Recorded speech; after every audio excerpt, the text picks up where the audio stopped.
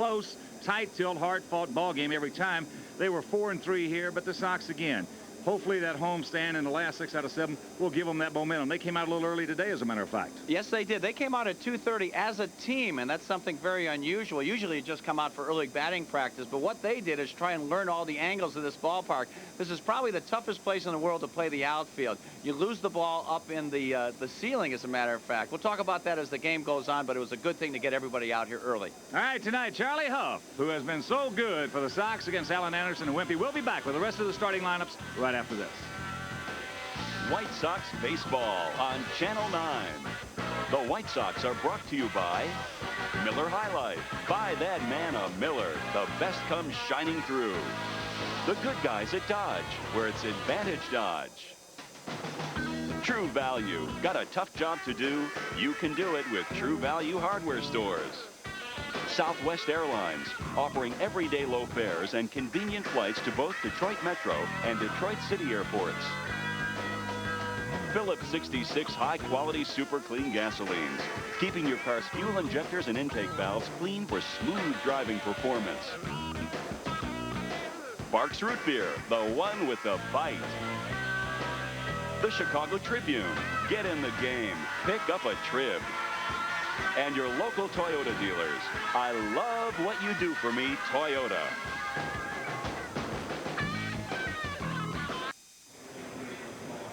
We're back at the Hubert H. Humphrey Metrodome in beautiful downtown Minneapolis, Minnesota. And quickly, here's the White Sox lineup. Leading off in left field, Tim Raines. Batting second at third, Robin Ventura. Big Frank Thomas once again hits third, and he'll DH. Cleanup man tonight, first baseman Carlton Fisk. Craig Graybeck gets another start at second base. He'll hit fifth. He's followed by right fielder Corey Snyder. Sammy Sosa is in center field hitting seventh.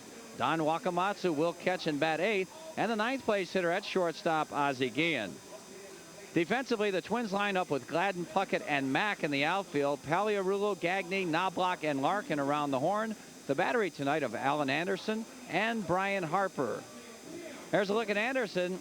4-5 with a 4.39 earned run average in his 15 games started. He's completed one, given up a lot of hits, 93 and 84 innings, 25 walks, and 25 strikeouts. Not a power guy. Here's Hawk with Raines in the box. All right, Wimpy, thank you very much. First pitch from Alan Anderson. The slow off-speed breaking ball misses. And the count 1-0. And once again, good evening, everyone, and welcome to Chicago White Sox baseball. First of a big 4-game set here in Minneapolis is that fastball foul back. And the count evens at 1. Raines hitting at 288, 2 homers, 26 RBIs. So we mentioned at the top, these two teams last year, 13 games, Sox held a slim 7-6 edge. That fastball off the plate. As let's check out the men in blue tonight. Drew Coble behind the plate. Big John Shulock at first. Tim Cheetah at second, and Mark Johnson over at third base. There's that slider down and in, so the count 2-2. Whether you were talking about club coming out early this afternoon. They got out here about 2:30. Right. At the field from 2:30 to 3:30. And what they were doing, they were going over plays. They ran, they did cutoffs and relays. They haven't played on artificial surfaces much lately. Paiurulo on the short hop, throws him out, and there's one gone. And as we mentioned in the opening, this is the toughest outfield probably to play in all of baseball, because one thing an outfielder cannot do when the ball's hit over his head is turn and run to a spot here. You have to keep your eye on it the whole time, because you'll lose it up in the ceiling in those rafters. And as a result, a lot of games are won and lost because of outfield play. And Jeff Torborg wanted to minimize that. I think this is a terrific home field advantage that Minnesota has just for that very element. Well, there's some dead spots as well in the outfield. And most teams, most people who've been coming here for a long time, including myself, I think it's the worst park to play baseball in the American League, yeah, bar none. It's a good football facility. But you're so right. A tremendous home field advantage here is Tom Kelly, the skipper. Here's Robin Ventura hitting at 267. Takes it up and in. Robin last year, 257 hitter. No homers and 5 RBIs against Minnesota pitching. Outfield bunch straight away. There's the strike. And the count evens at 1.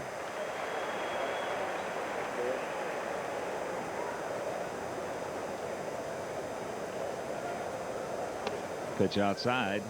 Anderson out of Lancaster, Ohio. 1-2 last season against the Sox. 6-3 lifetime. Wimpy told you he's not going to overpower you. He has to have good control, move it around, change speeds, and he's got to pitch the right-handed hitters inside.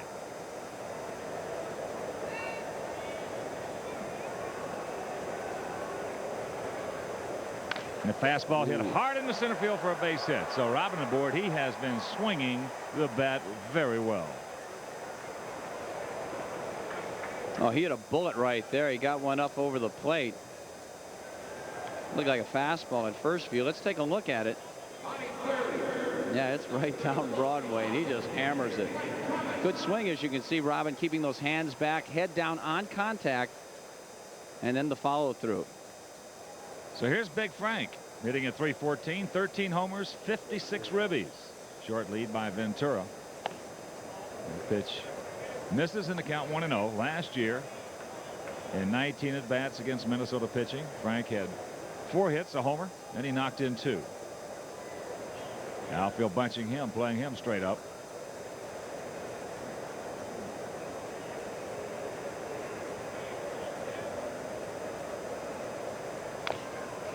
Fastball fouled away, so the count evens at 1. 327 down the right field line with a trash bag. that's you see the signs out there. You got to hit it over that for a home run. 408 straight away center field. 343 down the left field line. They don't have any numbers in the gaps. Obviously a good hitter's park. A pitch low, so the count moves to 2 balls and a strike. It's a great hitter's park. Of course, the Twins are leading the American League in batting.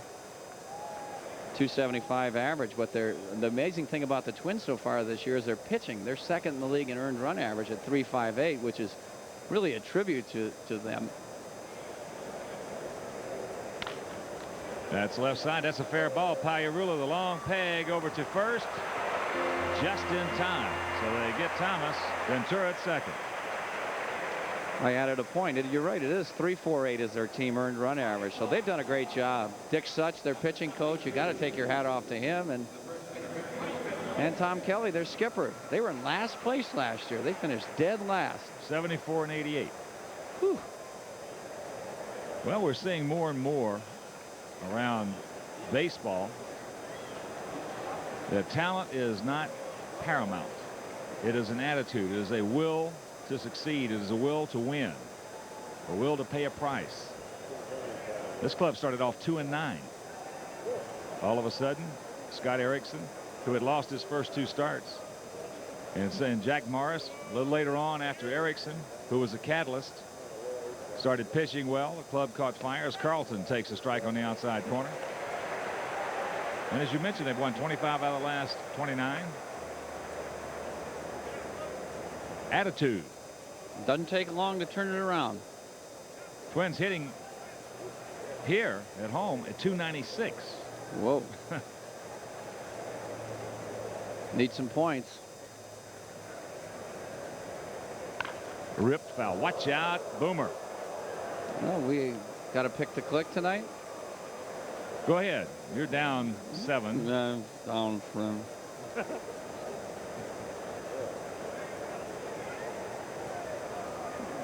I'm going to take that hard-hitting first baseman, Carlton Fisk.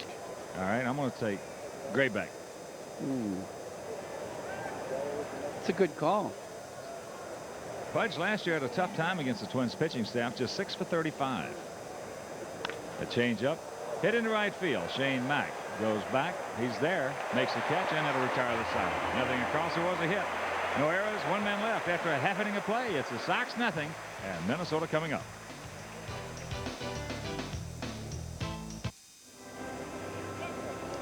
No score, bottom of the first inning at the Humphrey Dome here in Minnesota. Robin Ventura's hit goes to waste, and here's the lineup for the Minnesota Twins given by manager Tom Kelly. They're in first place at 44 and 29. Leading off in left field, Dan Gladden. Chuck Knobloch hit second. He's playing second base. All everything, Kirby Puckett from center field hitting third. The DH, Red Hot Chili Davis.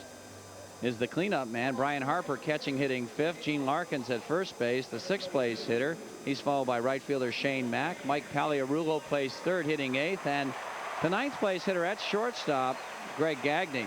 The Sox have Rain, Sosa, and Snyder in the outfield. Ventura, Guillen, Graybeck, and Fisk around the horn. And the battery tonight of the Chuckster, Charlie Huff and Don Wakamatsu. Here's a look at Charlie, 4-3 with a 3.91 earned run average in 10 games started. Has 2 complete ones to his credit, giving up only 59 hits in 78 1/3 innings, walking 41 while striking out 49. The American League, they're batting just .208 against Charlie. Last start against Texas, he had a no decision, working 8 strong innings, 5 hits, 2 earnings. He walked 5 while striking out 4. Chuck has a great career going against the Twins, 15-8 with a 2.92 earned run average. Dan Gladden leads it off as the first pitch, the knuckleball over. Gladden hitting at .262. Last year was 12 for 50 against White Sox pitching with no homers and 3 ribbies. There's another one, and the count quickly 0-2.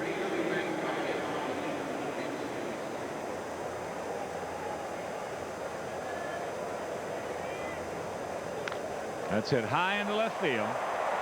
Tim Raines.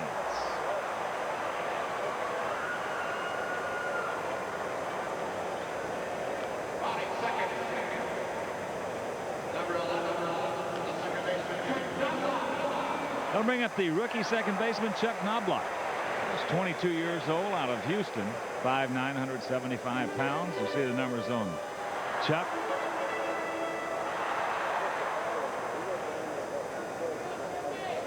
Had some kind of spring. In fact, he's had 2 outstanding springs in a row. Outfield, a little bit to the right. Ozzie to Hopper. On the run, over to Fisk. So 4 pitches, 2 out. Charlie Huff will tell you he likes pitching in Dome Stadium because he doesn't have to deal with the elements. The wind is not a factor here. And he likes pitching here at the Metrodome. We mentioned he's got a 15-8 record against the Twins in his career with a real fine 2.92 earned run average. So he likes these kind of places. Well, really, the only place that the knuckleballer does not like to pitch is when he's downwind, so to speak. Yeah. And it straightens it out. Here's Kirby Puckett. 30-year-old veteran. You see the numbers on Kirby. Takes it high. Last year, Kirby just 6 for 34 with a homer and 4 RBIs against Sox pitching. Outfield deep. Slightly to the right as that floater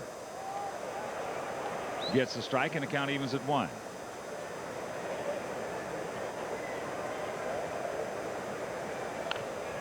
Beats this one foul. Ball and 2 strikes. Last Wednesday, Kirby had a 12-game hitting streak snapped.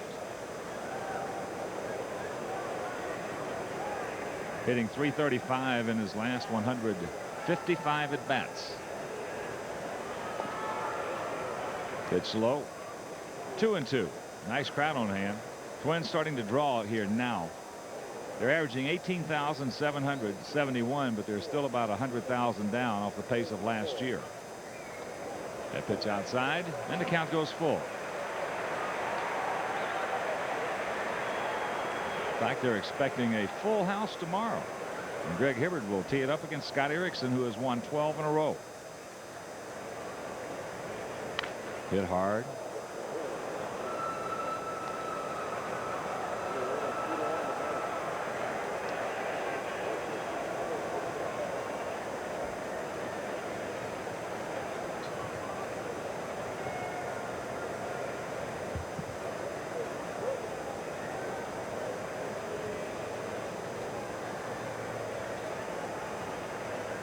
That's outside, ball 4. Oh, the first base runner for the Twins. And that'll bring up Chili Davis, who, as Wimpy mentioned, has been red hot. Chili hitting at .280, saving 18 homers, and he's knocked in 50.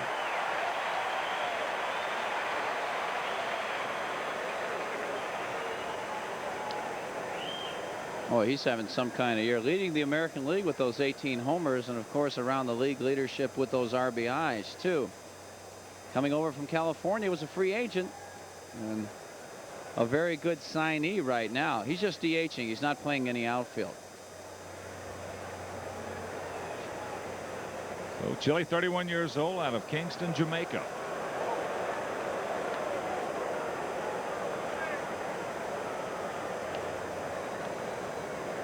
Sox did a pretty good number on him last year with the Angels. He was just 11 for 40, no homers, and he knocked in 6.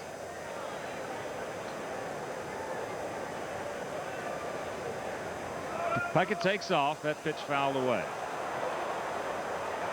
Kirby 3 for 6 in stolen bases. Ozzie saying, what are you doing? What are you trying to do, Kirby? Stay back over there at first base.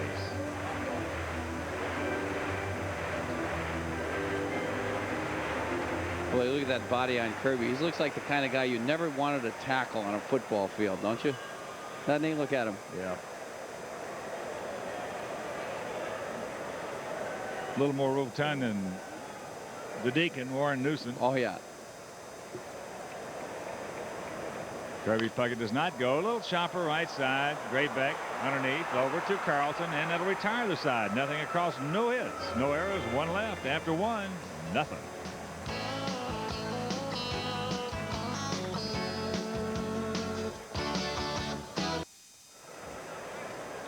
That's a story, top of the 2nd inning. And a reminder, you can bring 6 candy wrappers from Leaf Candy Brands to Window 1 at Comiskey Park or any Chicagoland Ticketmaster at least 24 hours before the game and trade them for an Upper Deck reserve ticket to one of 14 White Sox home games in July.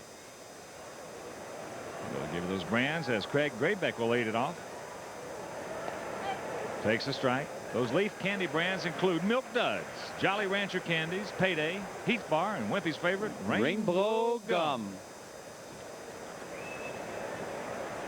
There's a shot by Graybeck into left field, so the little man continues to swing the bat. Boy, does he get the head of the bat out or what? I'll tell you what. He does that as well as anybody on the ball club. And he gets a little playing time. That timing is getting better and better with each start. Watch this swing. Watch where he makes the contact. The stride, bang, out in front of home plate, and just nails it. A bullet in the left field. So Graybeck on to start things off in the 2nd. Here's Corey Snyder. I'll tell you what Craig can do. If you get a guy out there, or if he sits on pitches or looks for pitches, or if you get a guy out there who's a 1 or a 2 pitch pitcher, especially if he's a hard thrower, he's the best fastball hitter on the team. I agree. Well, thank you. That's, look at this. Deflected. Yes. Bench get by. Knobloch into center field. So Graybeck on his way to third base. Sox with nobody out have runners at the corners. That should be a base hit, even though Knobloch could have made the play. It was deflected off Alan Anderson.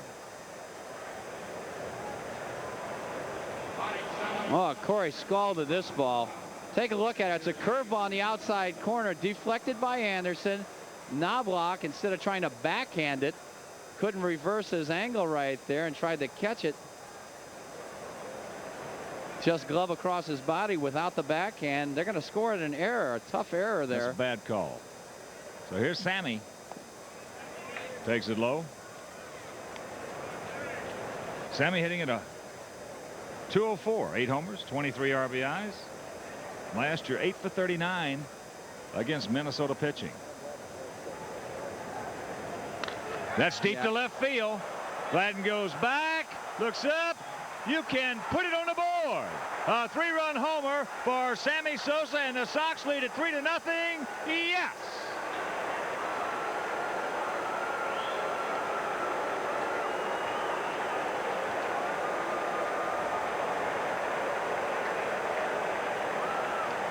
All right, Sammy. He gets the Sox on the board with the 3-run shot here. That's number 9. RBIs number 24, 25, and 26 on the season. He just barely crept over the wall. It was good enough for that 3-run advantage. Don Wakamatsu will be the next hitter. You can see this. Looks like a little slider that didn't really do a whole lot. Spinning up there, pretty much middle of the plate and down. Sammy didn't catch it all, but he got enough of it to get over that fence. The ball carries well in this park. Walk takes a fastball high off the plate. So Sammy now with his 9th homer. He has 26 RBIs.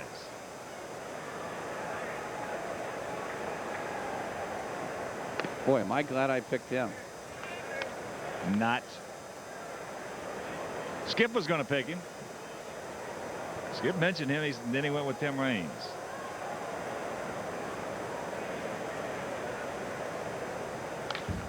That's popped up right side. Larkin.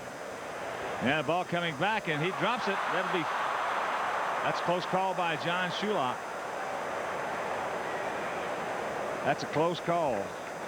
Well, John's right there. He got down on one knee to make it. I think from our angle, it did look like he was in foul ground. Maybe we can get a better look at it right here. Check the slow-mo. Ooh. Boy, that's close. That is really close. Wow. But he's a good one. Big redhead, John Shulock. Out of, where is he? Vero Beach, I believe. Vero Beach, yes, sir.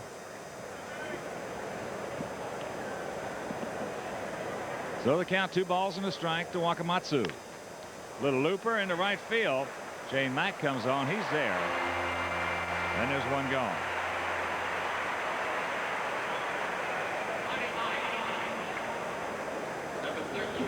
With the 1 out, that'll bring up the shortstop, the co-captain, Ozzie. Ozzie hitting at .264, no homers, 16 ribbies. Last year hit .275 against Minnesota pitching. 3 runs on 3 hits for the Sox, no runs on no hits for the Twins.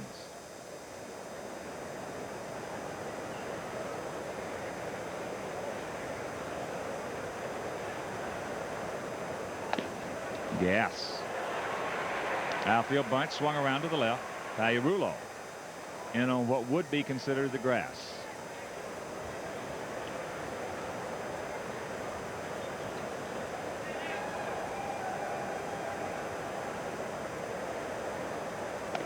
Slider outside.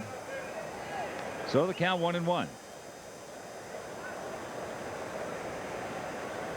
All started with a leadoff single, a shot by Craig Graybeck into left field as that slider popped up. Greg Gagne.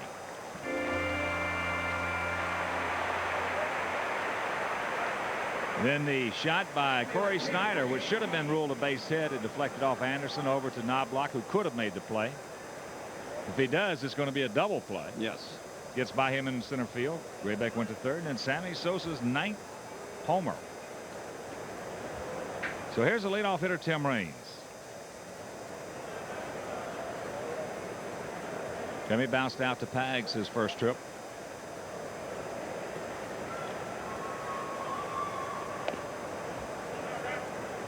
Takes the ball.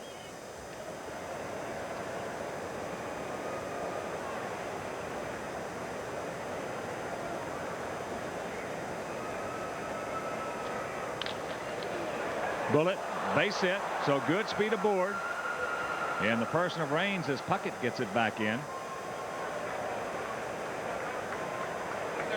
Well, that's another thing about this ballpark. You can hit what would appear to be a routine single, and it'll just scoot on that artificial surface. You can get yourself 2 and sometimes 3 if you got speed like Tim Raines. So Timmy was really running hard out of the batter's box. You see the shortstop almost makes the play here, and it just barely cut off by Kirby Puckett, holding Raines to a single. Here's Robin. Robin had a bullet base hit last inning. Well, of course, Tim very familiar with the nuances of the artificial surface. Robin takes the breaking ball low. Robin got a fastball. He just drilled it into center field. Good lead by Raines.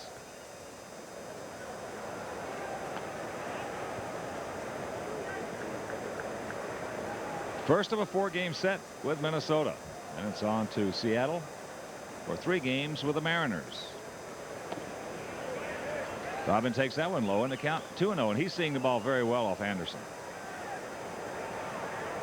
You know, Anderson's the kind of pitcher you're going to see the ball well off him. He doesn't have that tricky left-handed delivery that we have seen so much of lately. And Robin, as you said, is right on him. That's over the outer part of the plate, so the count 2-1.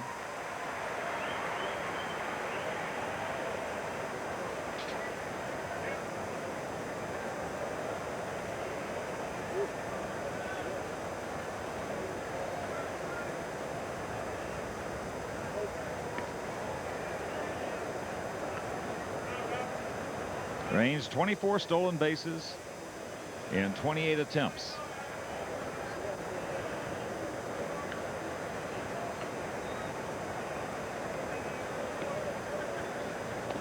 Whoops, took a little something off that breaking ball.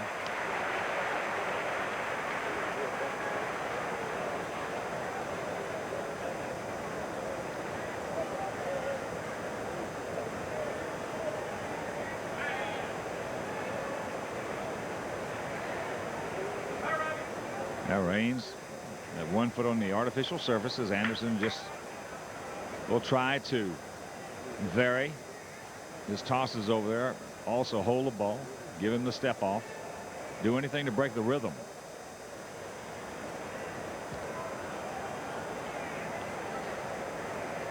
Can't let those good base stealers get in a rhythm on you. Yeah, you got to make them stop. Make them go from a dead stop position. They got momentum going forward. There goes Raines. Pitch outside. There's a throw by Harper. Not in time. So stolen base number 25.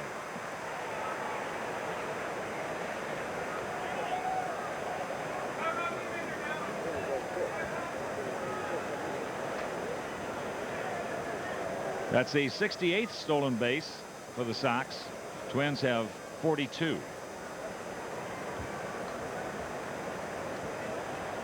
It's now full count to Ventura.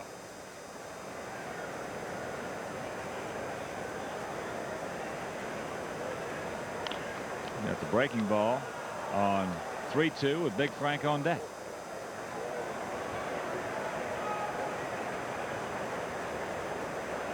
Pretty good job right there by Robin. That slider was going outside, just spoiling it.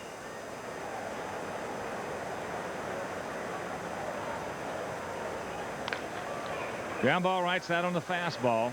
Knobloch will suck it up, throw him out, and it'll retire the side, but not before the Sox do some damage. 3 runs on 3 hits, 1 error, 1 left, and after an inning and a half, they lead it 3-0.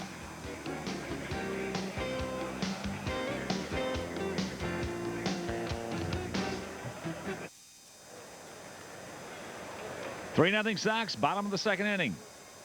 Ryan Harper will lead it off, takes the ball from the knuckleballing right-hander Charlie Huff. Harper hitting at .333, 3 homers. He's knocked in 32 runs.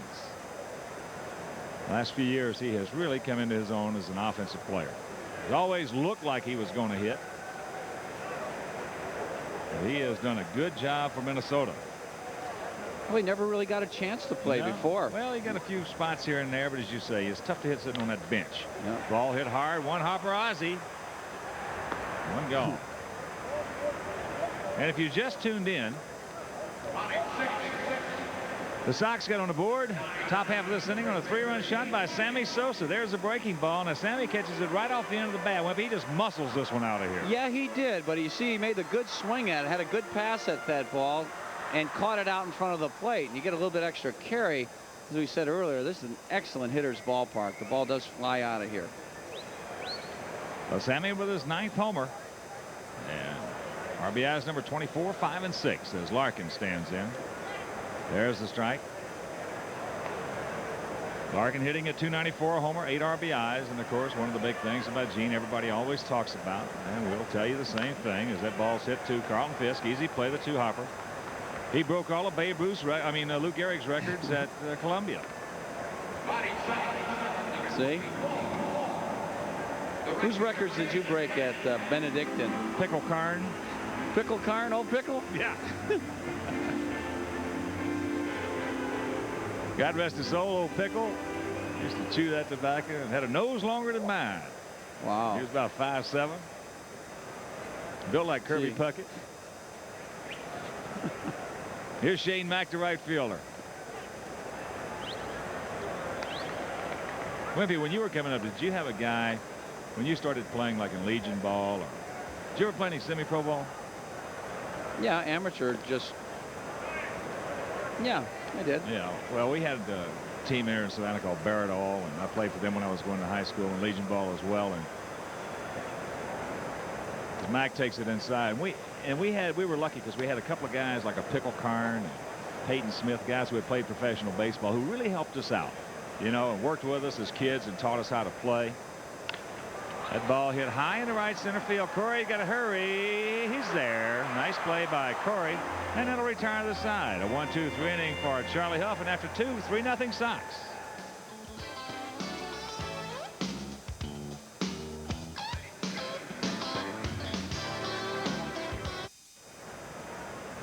Three 0 Sox. Top of the 3rd inning. It'll be Thomas, Fisk, and Graybeck to face the southpaw Alan Anderson. All-speed pitch over, says Drew Coble. Dick Frank bounced out to Pagliarulo his first trip. That's low. And a reminder, you can enter the Southwest Airlines White Sox Home Run Derby. And you just might want a trip from Chicago to Kansas City to see the Sox and the Royals, plus a super suite party for 20 of your friends at New Comiskey Park. That's all part of Southwest Airlines 20th anniversary celebration. As that ball hit, Gagne backhands it, sets, throws in time. That's all part of Southwest Airlines 20th anniversary celebration, so find out how you can win later in tonight's game.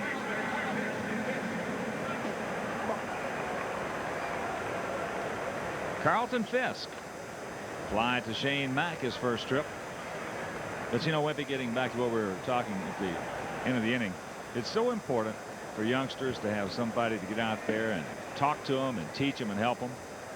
That's one reason, Wimpy, I got to tell you, I'm just proud of you for going out there and giving those clinics, you know. And of course, it was nice of you and Bobby Valentine also when the Rangers were in town to go out and talk to those youngsters. That is just very important. That pitch hit high in the right field. Mike giving ground, now has the bead on the track. And the ball. Bugsley just missed that one. A couple of off-speed pitches. He's hit the right field so far. He just missed that one. Yeah, I think it's important that kids learn how to play baseball the proper way. And like you said, we learned from guys older than us. I played in the similar league when I was growing up in Detroit. A lot of ex-pro players that played in the big leagues actually wanted to play some sandlot ball, so there was no age restrictions on this league. And they really taught us a lot. Sure. Here's Craig Graybeck. He started off that 3-run second with a solid shot to left field. Craig with a couple of hits yesterday. Boy, he is really dangerous at the plate. Jams himself right there. Pops it up right side. Chuck Knobloch will haul it in. So the first 1-2-3 inning for the southpaw Alan Anderson. After 2.5, Sox on top, 3-0.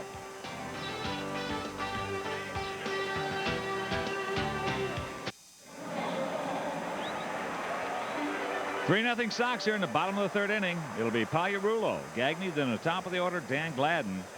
As you look at a Bulls fan right there, the world champion Chicago Bulls. Pag stepping in, hitting at .241, 3 homers. He's knocked in 14. First time the Sox have seen him in a while, being over in the National League. He's had good success against the Sox career-wise, .287, 10 homers, and 29 RBIs. The pitch off the plate, and the count 2-0.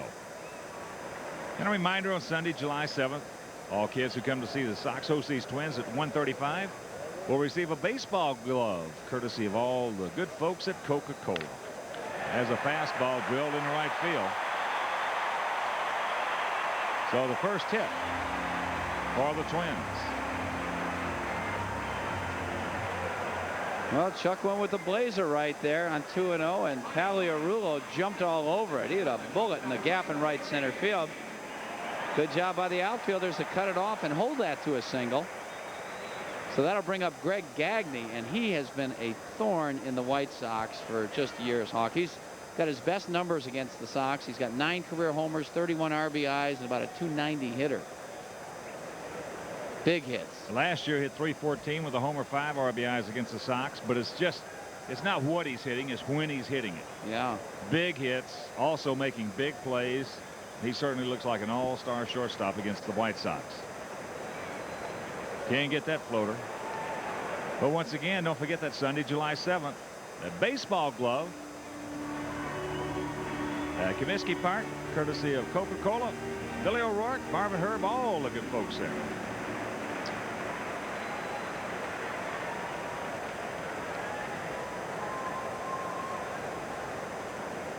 There's another floater. I love it. Of course, this is the first time we've seen him against a knuckleball. Yeah, that's right. Well, anybody that's had success against Gagne has thrown fastballs inside. Good low ball hitter. But Charlie, that's another story. Shoot, we've thrown him fastballs inside, and he's turned them around for doubles. That floater up high. Well, you have clubs like that. Certain guys have certain clubs they just wear out. And, of course, the reverse. Certain clubs you just can't buy a hit off of. That's right. Boston appears to be the team for Gagne, hitting 199 in his career against the Boston Red Sox. 2 good hitters parks here in Fenway. Well, watch out. Thank goodness that was off the railing. So the count hangs at 1-2. He is a good one. He does a good job for this ball club. The first place Twins. You know, looking at what the Twins have done this year. When you're talking about being 15 games over 500 against Cleveland, they are 7-0, and against New York, they are 6-1. Whoa, that's 12 games right there. Yeah. But you've got to have those clubs that you just beat up on, and that's why in spring training you and I had discussed it, that we were really hoping there'd be some balance in the American League West, and certainly there is.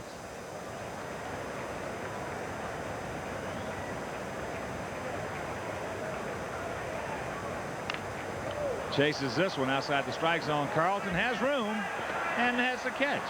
Oh boy, Commander. All right. Get Babe Gagne out of there. That'll bring up Danny Gladden. Well, you're so right. They always say you got to beat up on the second division teams in order to win a pennant, kind of break even or play a little bit over 500 against teams that are contending. That is a big part of it. Last year the Sox couldn't beat the Cleveland Indians. You know, that was a team that they're supposed to beat. So here's the soon-to-be 34-year-old left fielder Dan Gladden. Fly to his counterpart Tim Raines to lead it off in the bottom of the first inning.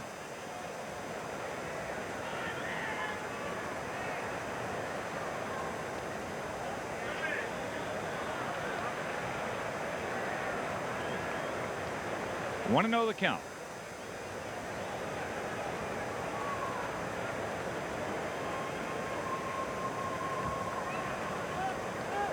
Gladden has 20 hits in his last 60 at bats. There's a strike on the inside corner.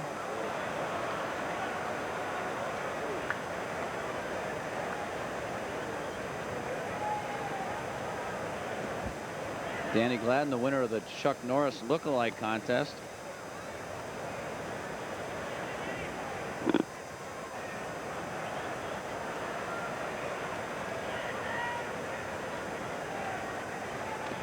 There's a good knuckleball strike, so the count 1-2.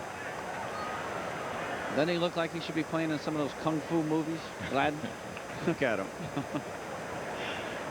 Young Chuck Norris. 3-0 Sox here in the Minnesota third. Hard hit foul.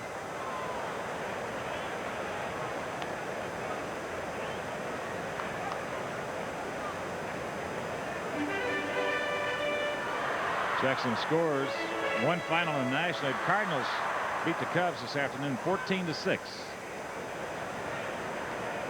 Final now. Atlanta beat the Dodgers 3-2 down at Fulton County Stadium in 10 innings. Cincinnati leading Houston 4-3, top of the fourth at Riverfront. And that 3-2 Atlanta victory over the Dodgers, that's the first of a doubleheader. Slow floater. He'll grab some bench. First strikeout for Chuck Huff.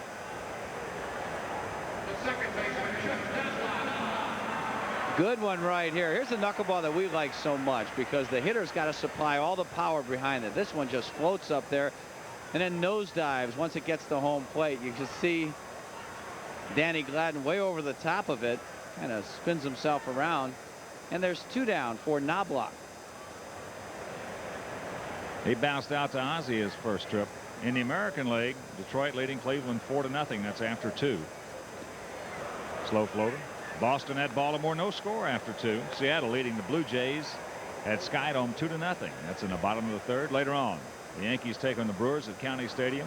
Kansas City at the Coliseum in Oakland, and the Rangers at California against the Halos.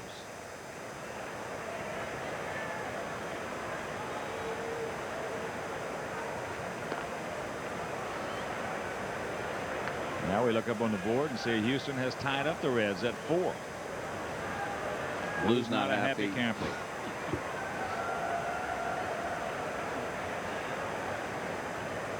Knuckleball ripped. Foul, says Mark Johnson.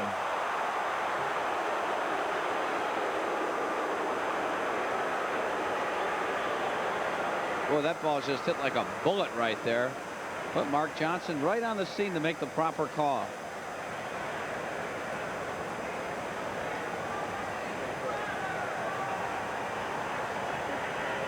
Tom Kelly not too pleased with it. Well, that got there in a hurry. Meanwhile, it's just a hard strike in the count 0-2. Kirby Puckett on deck with Pagliarulo at first.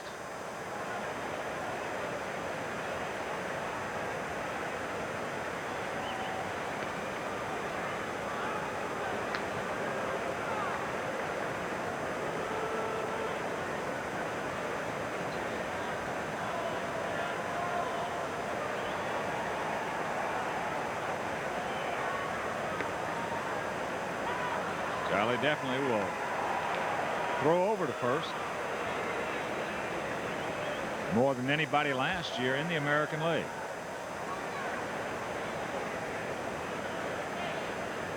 Knobloch last year at Orlando hit .289, and he stole 23 bases. Father Ray was a minor league pitcher, and Uncle Ed Knobloch, a Texas League outfielder.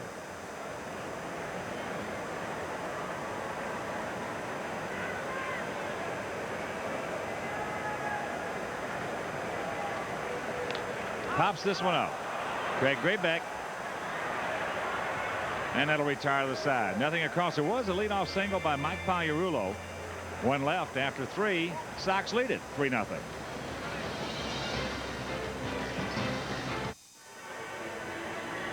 Well, Wimpy told you earlier it is tough to pick up the ball here. Now watch this pop up to Craig Graybeck at second base. And watch Don Wakamatsu.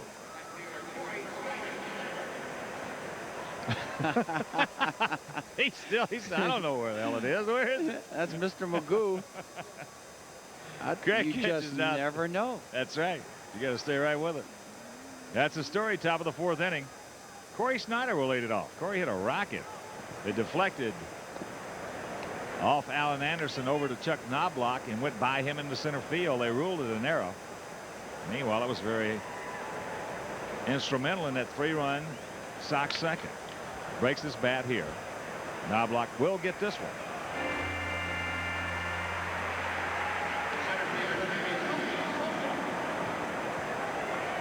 Couple of defensive changes. Shane Mack moves into left field, and Munoz moves into right. So Dan Gladden is out. We have not heard.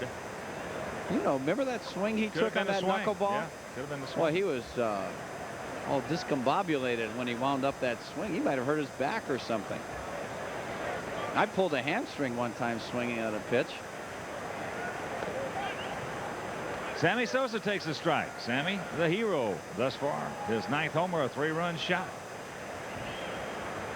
Got a breaking ball from Anderson and just muscled it out of here. Late on that one. So the count 0-2.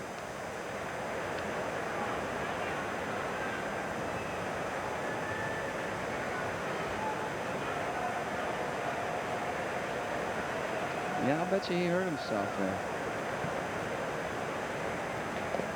Whoa. Low and away, a ball and 2 strikes.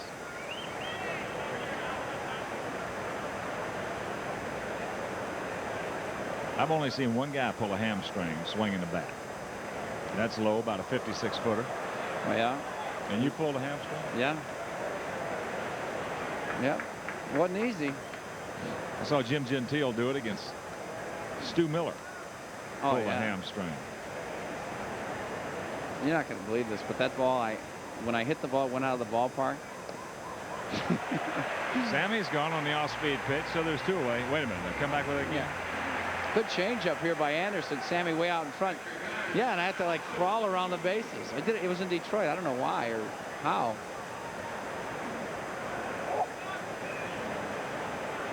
Take another look at that swing of Dan Gladden striking out against Charlie Huff. You can see grimaced. He may have pulled or something. Yeah, look how he's coming back right there, leaning to his left. Rib cage, maybe. Yep. Wakamatsu. Knob block. And that'll do it. So for the second inning in a row, very quickly, 1, 2, 3, and after 3 1/2, 3-0 Sox.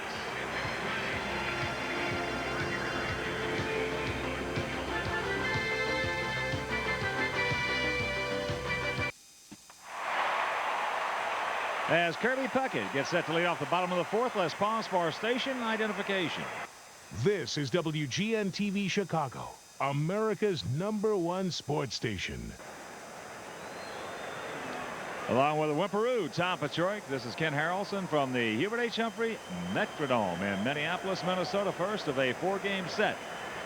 Sox and the Twins as Kirby Puckett takes the ball. He drew a walk, the only one issued thus far by Charlie Huff. It's 2-0. It'll be Puckett, Davis, and Harper. Well, Charlie has had a couple 2-0 counts. He has thrown the fastball. Let's see if he comes back with one right here. Curveball. Gets it over. Yeah. This was more remarkable. Pittsburgh leading Montreal 2-0. Bottom of the 5th inning. Up at Olympic Stadium. Philadelphia hammering the Mets 6-0. 5th at Shea. Later on, the Giants taking the Padres in San Diego. They mentioned Braves over the Dodgers 3-2 and 10. First of a doubleheader. Cardinals beat the Cubs 14-6. There's a bullet into left field. Tim Raines will not be able to get that one. That will be a leadoff double by the center fielder out of Calumet City.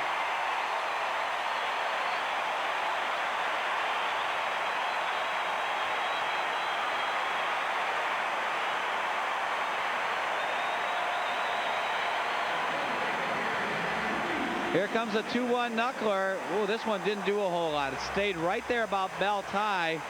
And Kirby Puckett doesn't miss many mistakes. He nails it. Oh, he's got a pretty swing, short and quick. He can hit some extra base hits, too. I'll tell you what. That's not double number 12 for Kirby. He's got 4 triples to go with that. And 9 homers. So the leadoff double, and here's Chili Davis. Bounced out to Craig Graybeck his first trip. 3-4-0 for the Sox. 0-2-1 for the Twins.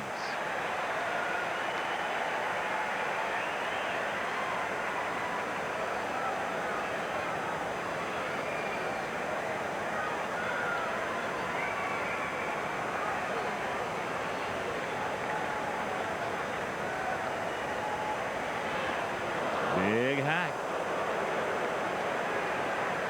1-1 the count.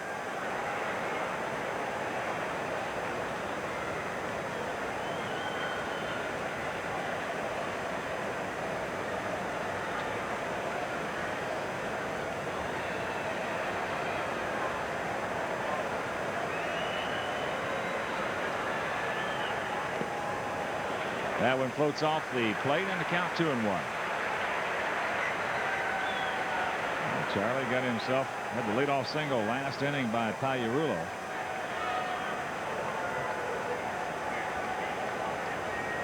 Got himself in a little bit of a jam right here. Hard hit. Fisk will make the play. Now give it to Huff covering in time. There's one out with Puckett in the third. You get the 44-year-old veteran Fisk to the 43-year-old veteran Charlie Huff. Boy, that's a tough play for the first baseman, too, because you got to hit a moving target. Of course, Chuck isn't moving all that fast to even appear that he's moving, but he did get there in time to get Chili Davis. And, boy, he has a tough time putting on the brakes because of those ankle problems that he has, those little bone spurs. Well, watch here. Here's Pudge, a good overhand toss, gets it up there high. And look at Charlie. He got that run around in third base. He has a tough time putting on the brakes, though. Here's Harper, bounced out hard to Ozzie his first trip. Now we're going to have a little confab with Wakamatsu and Ozzie. Well, the key right there is Carlton, even though he has not played that much first base, knows how it's supposed to be played. You got to give it to him as quickly and as crisply as you can. That way you don't try to time hustle rival to the bag like so many guys do. It's amazing. Oh, yeah. It's just absolutely amazing. The two areas of play, defensive play at first base. First of all, guys taking a ground ball that they can take themselves, and yet they'll wait for the pitcher to get over there. And then the others on a play like that, they will wait and time the arrival of the pitcher to the bag with a throw. Yeah. You guys, any pitcher, 100% of them will tell you they want the ball early so they can find the bag. They don't want to be catching the ball and finding the bag at the same time.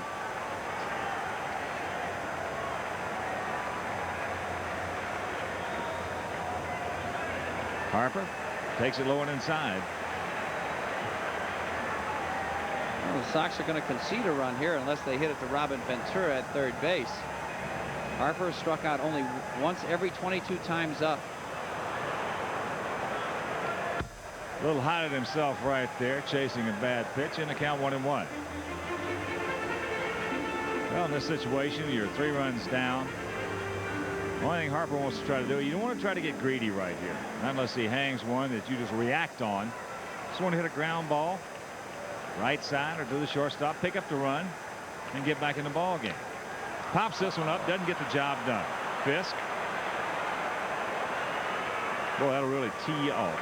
Oh boy, thank you very much. I'd have bet just about anything you wanted right there that he would have driven that run in somehow, because he just doesn't strike out. He makes consistently hard contact, and very seldom will you see him pop out to the infield, which he just did.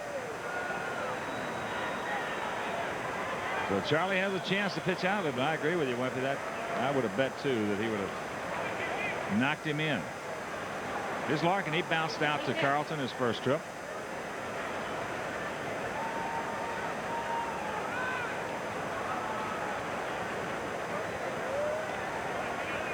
Takes it up high. Snyder very deep and right. Sammy just a couple of steps over towards Curry. Outfield for the most part bunch straight up.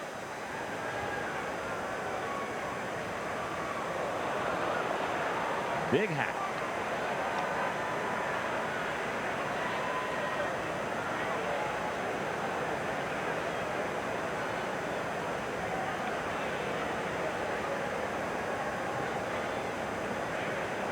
Gene hitting .313 left-handed, .256 right-handed. That one floats low and away. So it's 2 balls and a strike. And of course, the first thing on Wakamatsu's mind in this situation, you got the man on third. Especially with 2 out, you just want to try to keep it in front of you. That's a hard hit. Charlie's got to get over there. Fisk went for it. Now, good play by Graybeck. Gave it to him hard and in a hurry. So, indeed, Charlie Huff pitches out of it. And after 4, Sox lead it 3-0. Play a little credit.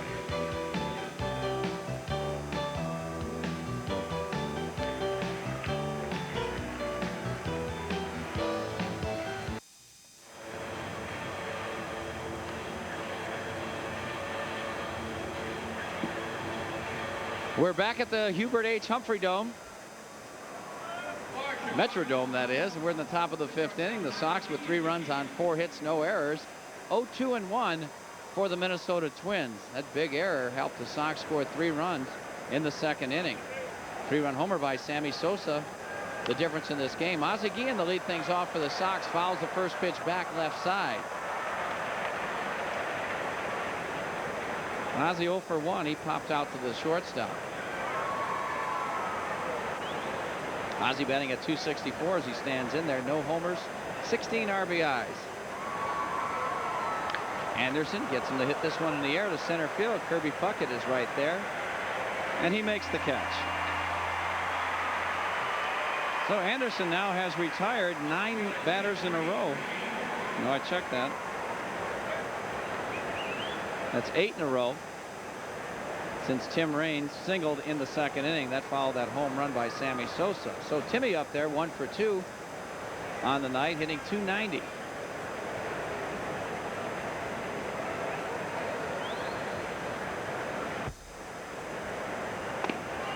Strike on the inside corner. This Alan Anderson is our kind of pitcher, Hawk. He gets it and he throws it. Doesn't mess around a whole lot. He's got 4 pitches, none of them which are overpowering or outstanding. But when he's on, he can be very tough. Raines flies this one to right field. It's foul. Munoz over there. He can't make the play. Here's a reminder that Friday, July 5th at 7:05, the Sox host the Twins. First 25,000 fans in attendance will receive a panoramic poster of Old Comiskey Park, courtesy of Skill Tools and Vermont America. Tickets are still available. Call or visit your nearest Ticketmaster outlet. Call 312-831-1-SOX.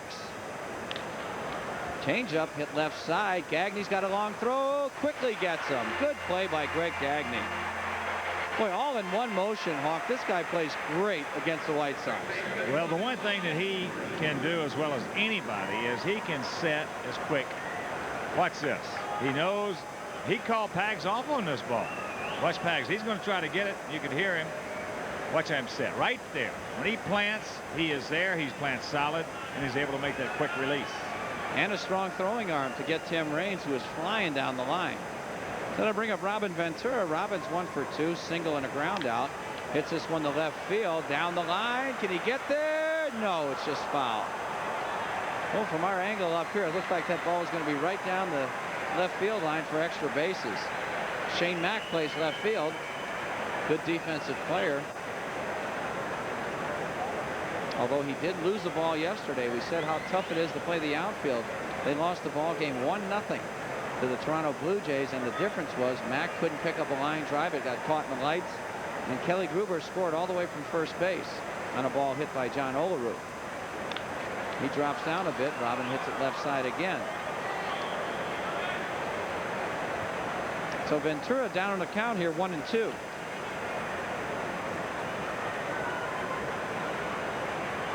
He gets it and throws it. Breaking ball misses. 2-2.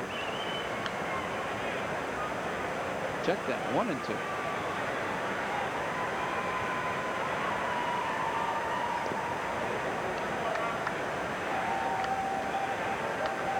Talking to people before the game, Anderson's best pitch really is his changeup. Talking to the White Sox people. So he might be a bit reluctant to throw that pitch to lefties. There's a curveball. Check swing right to Paliarulo. So another 1-2-3 inning work by Alan Anderson. We've completed 4.5 here at the Metrodome. It's 3-0 Sox.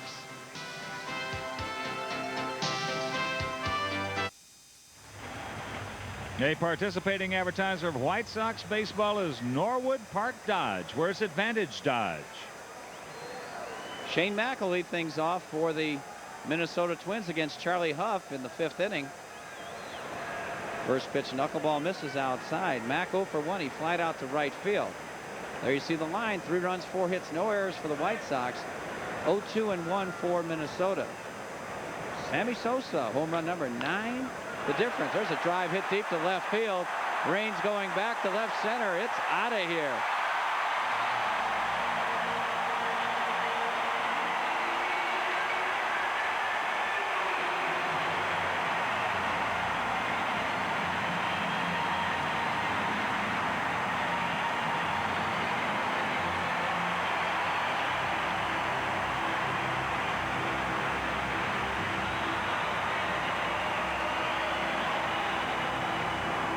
Not a whole bunch to it. Shane Mack's 8th homer. You see, he just gets a knuckleball. Starting to go down, but it was just more or less drifting. Stayed right with it. Stayed behind it and released. Put it on the board. Yeah, he hurt that one. No doubt about it. About 10 rows up in left center field. So it's a 3-1 ball game. And that'll bring up Pags. Mike Paliarulo singled his only time up there. That was in the 3rd inning. He led off the 3rd with a single, but was stranded. There's a good knuckler by Charlie. Threw that one a little bit harder. Hey, you're right. There wasn't a whole lot to that knuckleball, Hawk. It just kind of, it started to go at the end. It just kind of laid out there for Mack to cream it. Yeah, he'd already had the beat on it by then. Yeah. There's one upstairs, 1-1, 2-1.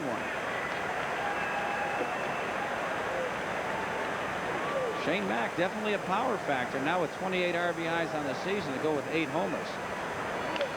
Ball hit to left field. Raines is playing him over to left center. Get foul. It does.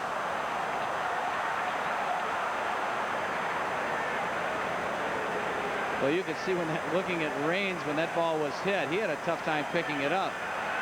And Tim, one of the fans dropped a bag of peanuts, it appeared, and Tim was going to take it back with him, but just having some fun with him. Good crowd here on hand. Tell you what, I'm surprised they're only averaging 18,000 here a ball game, because they've had great fan support in the past. Well, they didn't have anything, any residual from last year finishing last. That's true. Yeah, all of a sudden they start off 2-9, and it takes a while to build that market share back up. 2-2 to Pags. He got him. Good knuckler. Quick break right at the end. Gotcha. Second strikeout for Charlie. And that'll bring up Greg Gagne. Little dipsy-do right there. Oh, remember I was coming up and then started going down. Well, Hawk, remember in spring training we did the Twins game, and we were talking about how they were putting a real emphasis on spring training to win those ball games, to try and get back those fans, signing the free agents, Chili Davis, Jack Morris, those things, trying to lure the fans back. Well, it was an investment. And, of course, that investment can only be capitalized on if, in fact, the club plays well. And they have done it. They played well in spring training, then get off to that bad start, picked it up. And as we mentioned, they're expecting a full house here. Yeah. See that young right-hander Scott Erickson tomorrow. And rightfully so. Best pitcher in baseball so far. Yeah, we can put Jack right up in there with it. Well, yeah. Well, record-wise, earned run average-wise, you'd have to say that Erickson has been the most consistent. Well, as we said, pitcher. they're probably the best two right now. If you'd one out there on the hill for you, it would be Erickson and McDowell. Very similar, both coming from college. Big right-handers. Nubber off the end of the bat. Charlie's going to call everybody off and make the play. So Gagne bounces out to Huff. There's two down here in the fifth inning. 3-1 White Sox.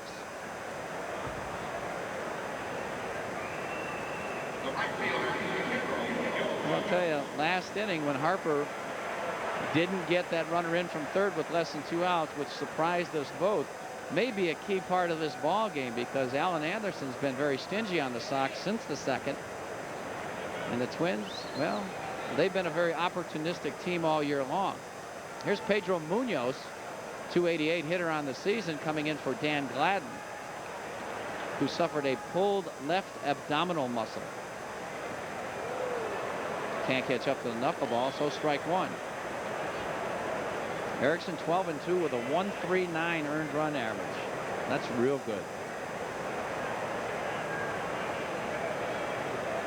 Ooh, a slow knuckler.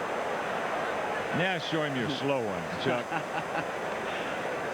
That one was defying gravity right there.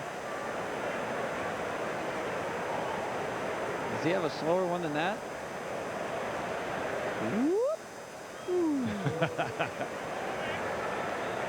I know when he was pitching against us, that was the one that I hated to see him throw. Our guys, when he threw his normal knuckleball, some of our guys had a shot at it. Yeah. But when he threw that slow one, nobody had a chance. Forget it. We got a chance of getting a spiral out of him on the harder one. There's a slow one hitting the air to left field and deep. Tim Raines is back. It's going to be fair, and it is going to be gone.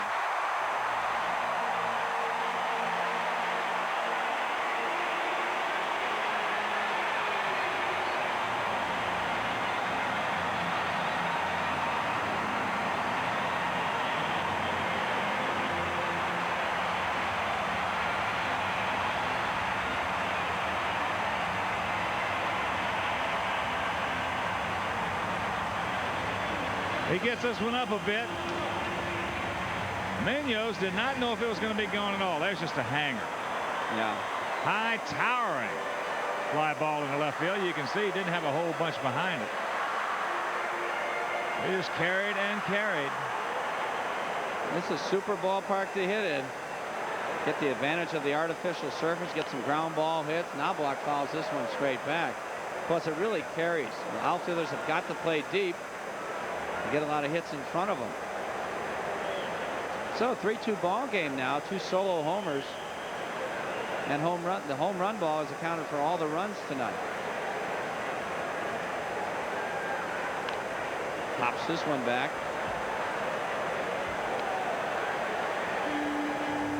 Munoz, 3 homers, 13 RBIs on the season. He only has 81 at bats. Pretty good looking young hitter. I was watching him take batting practice. Got a quick bat.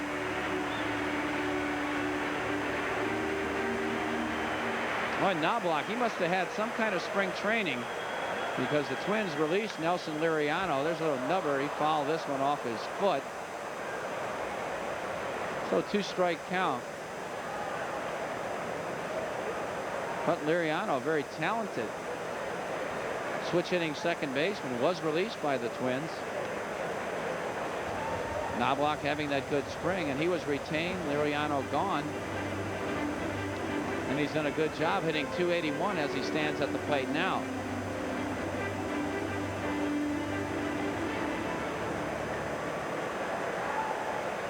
Put a word to Jay Pinsky. I know Jay's watching the ball game. Scott is here, your wonderful son, and he's with Andy Schneider, and they're not goofing around at all. They're having a great time here at the Metrodome. 1-2. There's Jeff Torborg checking the book. Not much to check out so far. 2 solo homers. There's a shot up the middle. Ozzie diving to his left, makes the play. The throw. No, not in time.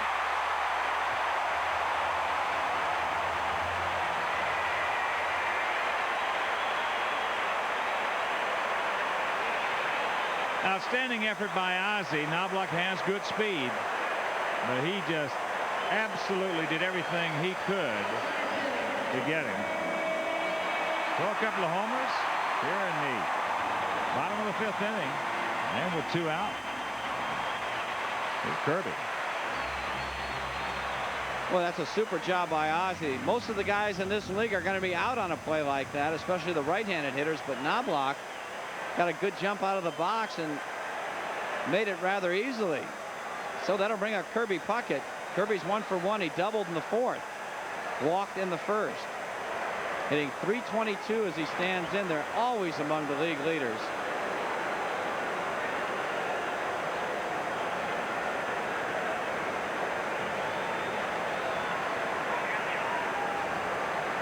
Knobloch 8 for 9 in stolen bases this year, so he has the good speed. 1 foot on the artificial surface. As Charlie once again throws over there. Action in the Sox pen. It's Wayne Edwards. Wayne, the left-hander, warming up. We're in the 5th inning. Charlie Huff has pitched 7 innings or more in 9 consecutive ball games. Kirby takes the knuckleball down low.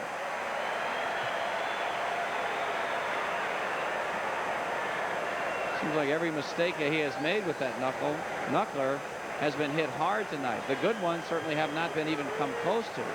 And that's generally the history of Charlie Huff. But sometimes they miss those hittable pitches, and that's when he has his outstanding ball games.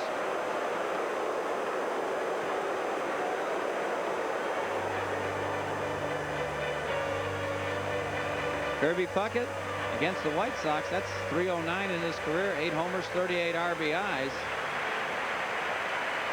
He's a Chicago native. Went to Triton Junior College. Wouldn't mind having him stay at home. 1-0 pitch coming up.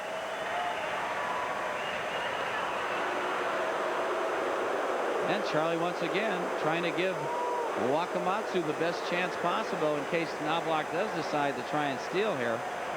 You got Chili Davis on deck, American League leader in home runs, and one of the real fine hitters in the game, Kirby Puckett, at the plate right now. Chances are he's not going to be going. He's not. Ball hit deep to left field. Rains. Now he's coming in on it. Timmy has a play, and he makes the catch. Oh, Kirby just missed that one. Caught that one on the end. Sox are going to still lead this ball game after 5, 3-2, after 2 solo shots have cut the margin to 1.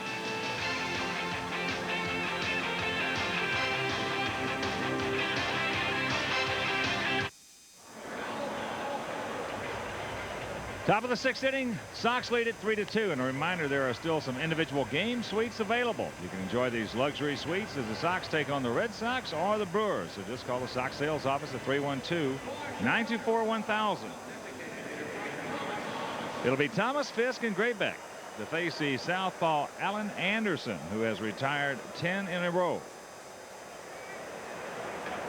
3 runs, 4 hits for the Sox. Big 3-run homer by Sammy Sosa.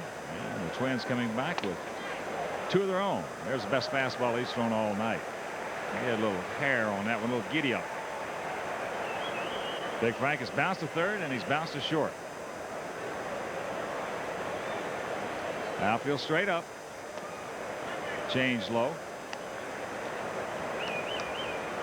Big Frank hitting .314 coming in, now at .310. That's on the outside corner. So the count now, ball and 2 strikes.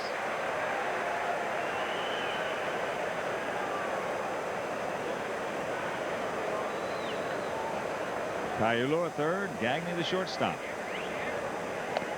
High off the plate. Knobloch at second, Larkin at first.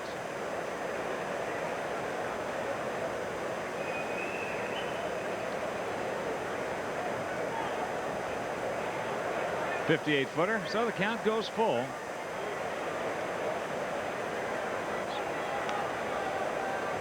Big Frank's seen a few of those. 64 walks.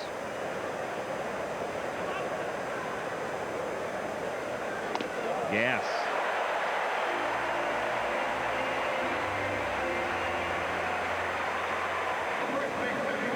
Just a second strikeout for Alan Anderson. And here comes the commander. Pudge 0 for 2. Twice he's flying to right field. Well, it looked like Frank tried to do a little bit too much with that. Really took a big hack. Really wound himself up. Really didn't have that usual quick bat speed that we're so accustomed to seeing him have.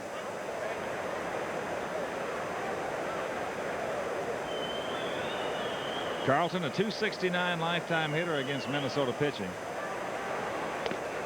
with 23 homers and 78 RBIs.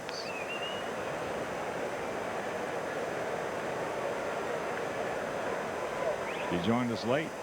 Made a good play at first base earlier. Breaking ball, a little looper. Larkin makes the catch, and there's 2 gone. And while we have a moment here, Hawk, Ron Yoder, one of our interns over at the White Sox, wanted to send best wishes to his grandmother, Katie Yoder, in Iowa City, Iowa. Hope she's feeling well. Here's the second baseman, Craig Graybeck. He's 1 for 2. Started off that 3-run second.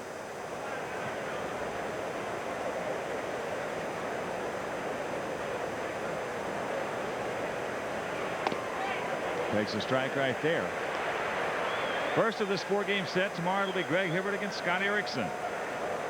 On Sunday, Jack McDowell against Jack Morris. And in the finale on Monday, Ramon Garcia against Mark Guthrie.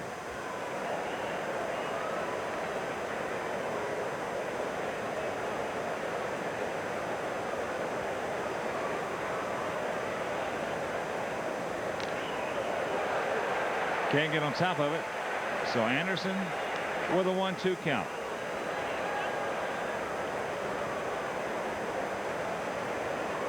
Allen with a lifetime mark in the major leagues of 48 wins and 48 losses.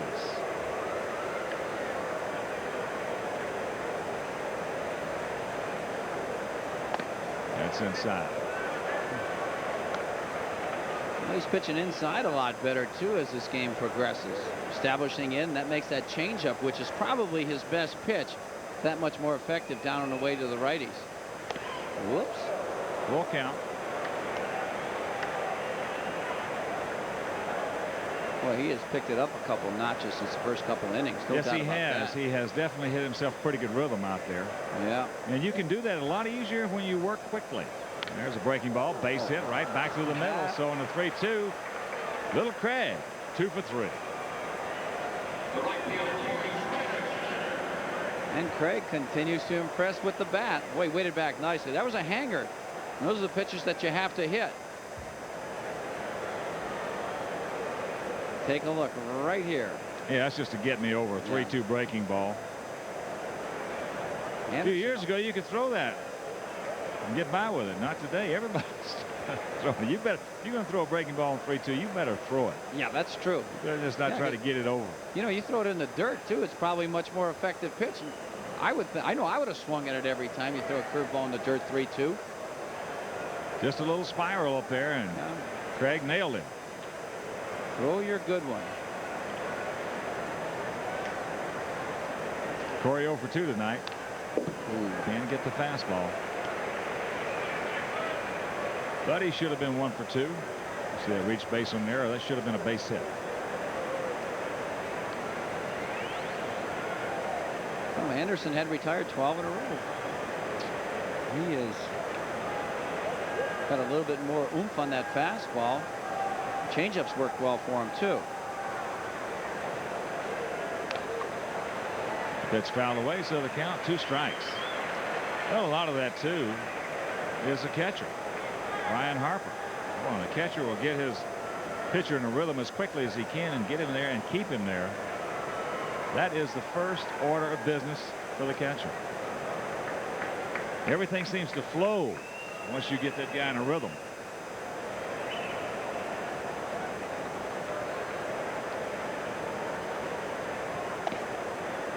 That one's off the plate, so it's 1-2.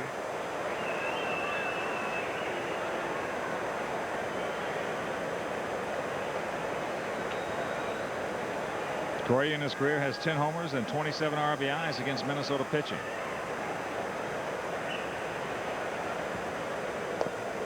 He's gone. That'll do it. Nothing across. There was a hit by Graybeck. Nowhere's a man left after 5.5. Sox 3, Twins 2.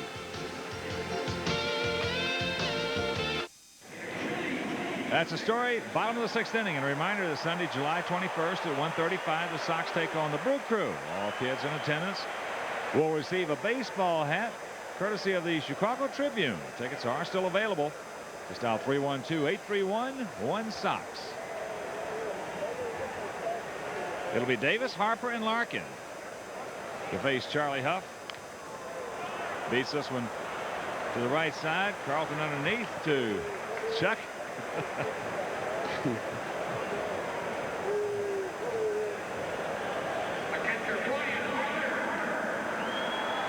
So there's one out. Poor Charlie. The last thing he needs to be doing is covering first a lot. Oh yeah, on that artificial surface. Them dogs got to be barking right now.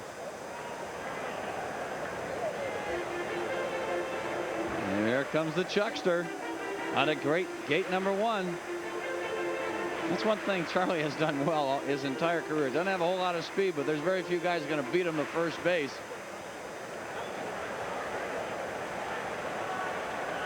A correction on that Sunday, July 21st. The Sox taking on the Brewers. That'll be a baseball bat.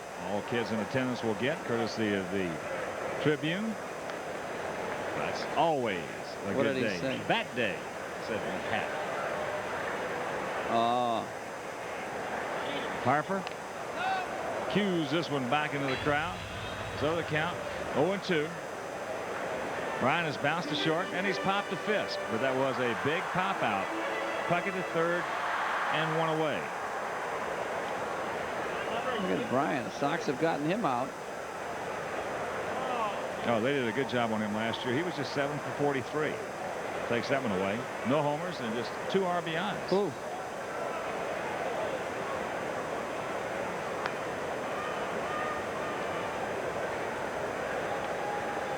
Outfield playing him to pull. Ventura way back at third. Oh, gee, I tell you. Once again, Charlie having to get over there. Look at Pudge. He looks like Don Mattingly over there. And Charlie Huff looks like Carl Lewis.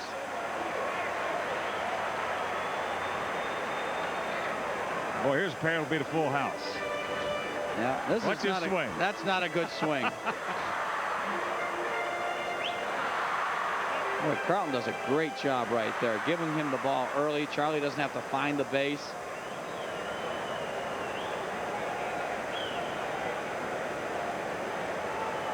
Wow, 1, 2, 3, 4, Fourth time he's had to get over there hard. Those bone spurs. Now we're going to have some activity because of that down in the Sox pen. Here's Gene Larkin, the first baseman, takes the strike. Skipper Jeff Torborg realizing that all that hard running by Huff was no good for those puppy dogs.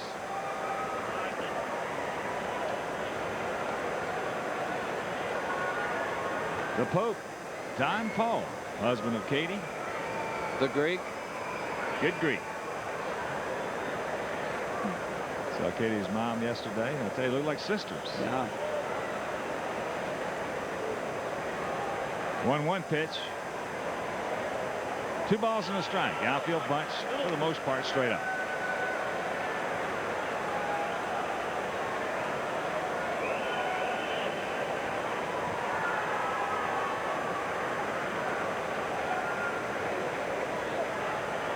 Larkin just 28 years old. He's been around for a few years.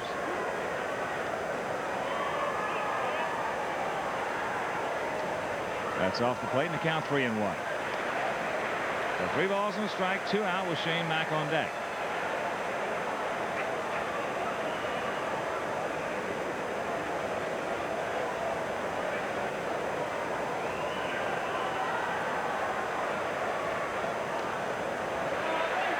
That's ball 4.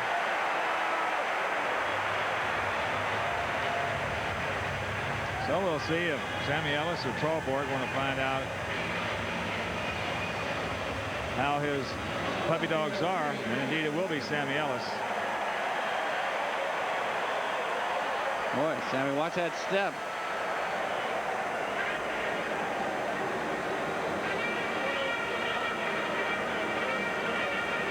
Can you think of anything more embarrassing than going out there, running out to the thing in full view of like 30,000 people and like tripping over a line?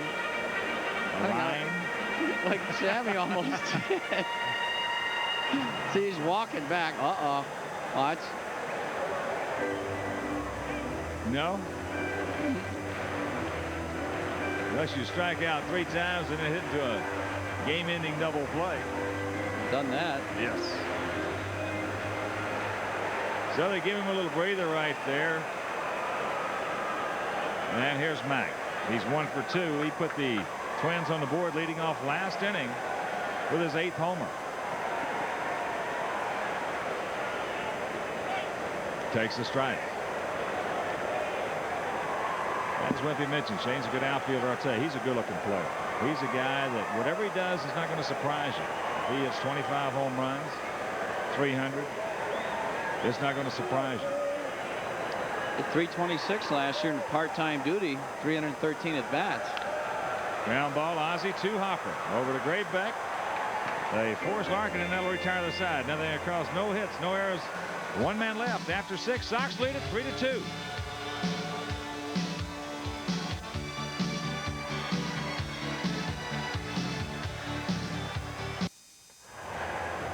That's the story, top of the 7th inning. And a reminder, if you are interested in obtaining a seat from Old Comiskey Park, there are still some available for $250 with proceeds going to the White Sox charities. So order yours today by calling Ticketmaster at 312-559-1212. Lower third of the order for the Sox here in the 7th. Sosa, Wakamatsu, and Ozzie to face the southpaw Alan Anderson. Sammy 1 for 2. That 3-run homer in the 2nd inning.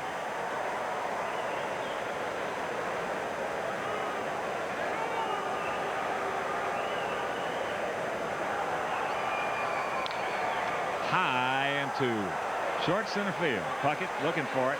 Now picks it up.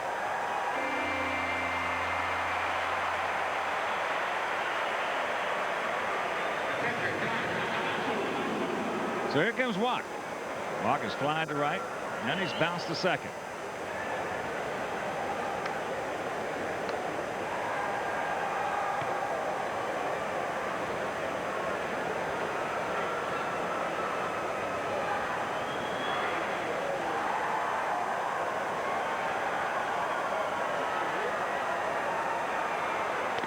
Fastball high. Anderson, 17-game winner in '89, 17-10. And last year, for the most part, total collapse of the Twins. There's the breaking ball over. And the Twins really with a couple of injuries. Ken Herbeck has missed 6 games, bad shoulder. Now Dan Gladden pulling that left abdominal muscle.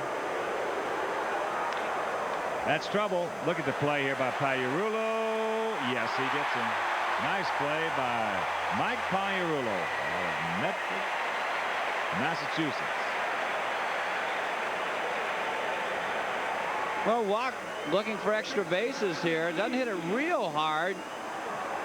And Pags got a great jump on that ball. You see that spinning move he made to get himself in good throwing position. Boy, he just spun around counterclockwise there and made a terrific throw to first base. So extra bases taken away from Wakamatsu. 2 out, and here's Ozzie Guillen. Ozzie 0 for 2. He's popped to short, and he's flied to center. Breaking ball misses. Pags in close at third. Outfield bunched, swung around to the left.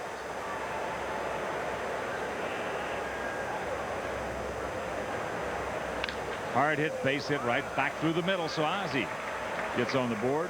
He's 1 for 3. And we'll see what the count situation here will dictate as far as Ozzie being in motion, as Tim Raines will step in. Timmy has bounced to third, single, and he's bounced to short.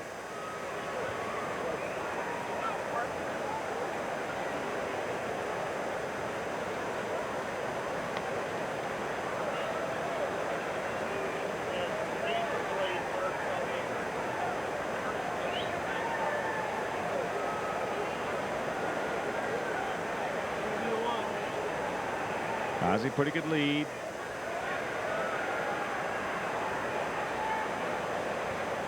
He in with 12 stolen bases in 16 attempts. Pagliarulo will suck it up, go over to Chuck Knobloch for the force on game, and then it'll return to the side. Nothing across, a hit. No errors, a man left. After 6.5, it's 3-2 Sox.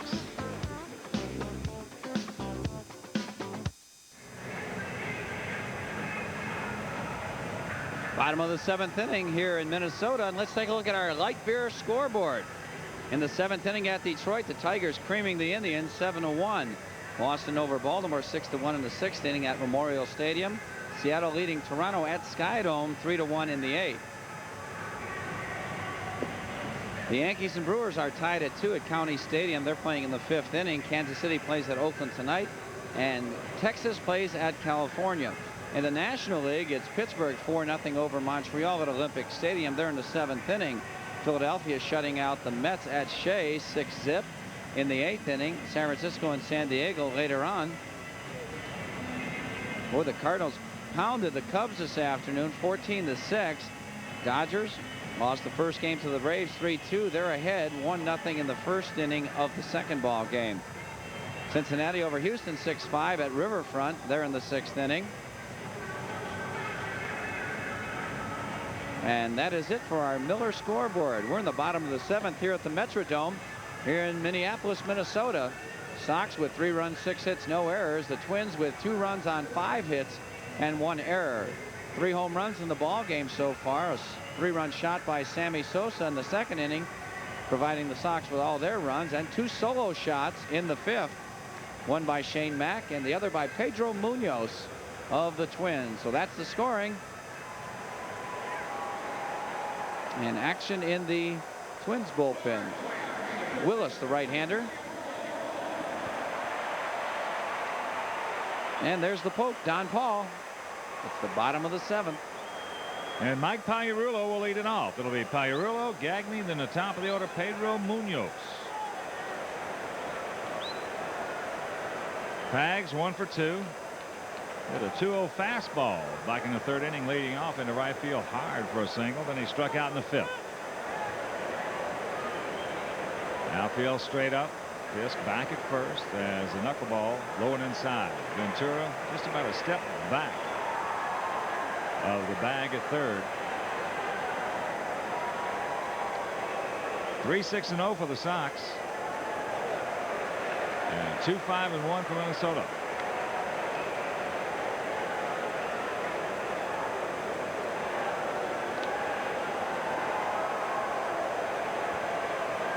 No Charlie behind the Twins' third baseman. 2 balls, no strikes.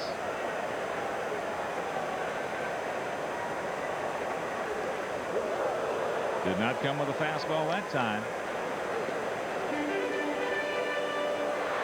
I tell you, there's one of the nicest guys in baseball. Pags? Yeah. Just a terrific individual.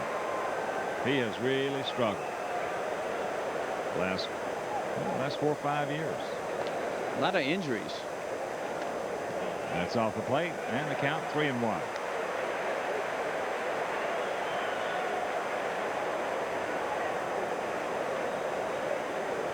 Well, Charlie, a big pitch for him right here. First of all, his feet are hurting him with all that covering of first base. Way outside.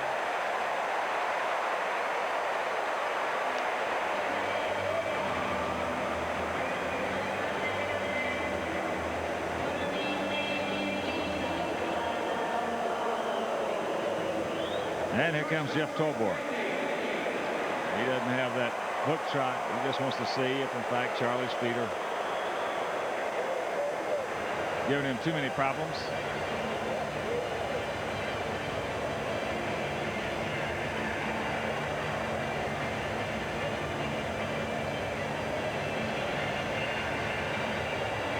So the skipper has seen his club win 6 of their last 7.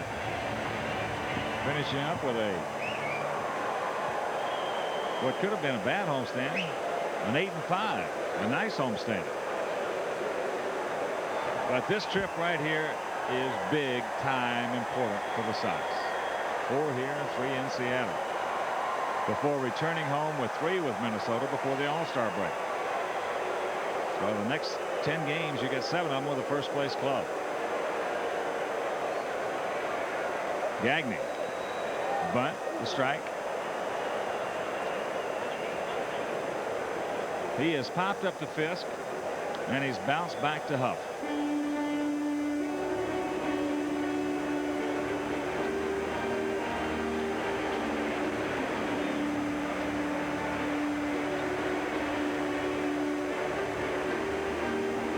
Wimpy told you Atlanta beat the Dodgers 3-2, first of that doubleheader. Dodgers leading 1-0 in the third.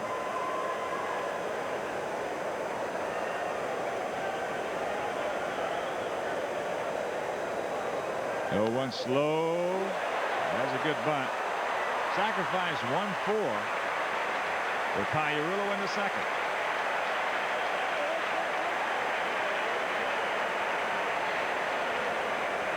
There's a line on Charlie. 6 1/3 innings. He's given up 5 hits, 2 runs, 3 walks, and a couple of strikeouts. So here's Munoz. He homered his only time at bat. Got a knuckleball upstairs, and he hit it just going straight away left field. So the 22-year-old youngster out of Ponce, Puerto Rico.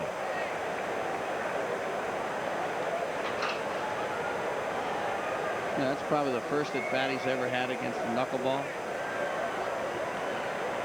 And hits a homer. Well, he got a hanger. Yep.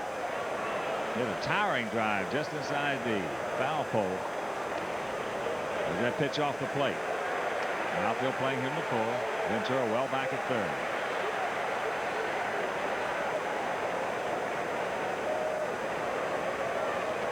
Munoz, big shoulders.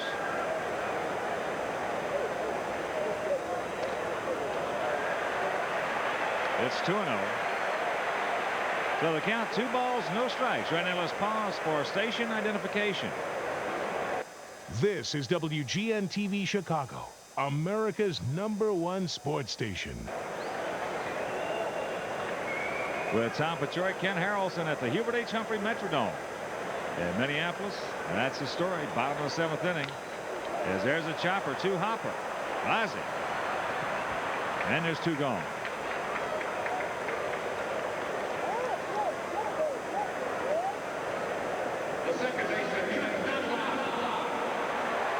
Well, Chuck Knobloch steps in. He has an infield single.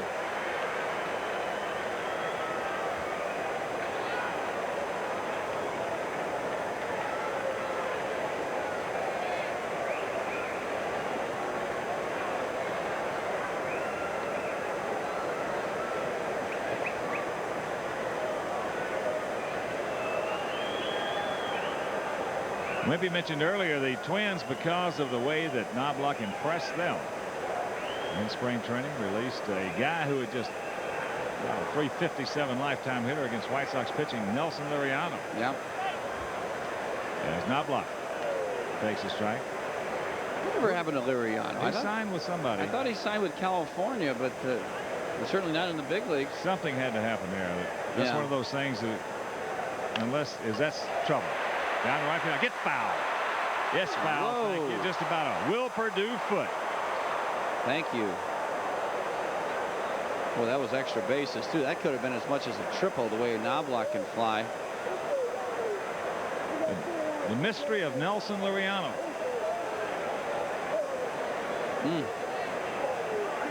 And you know, it took a while for somebody to pick him up. Yeah.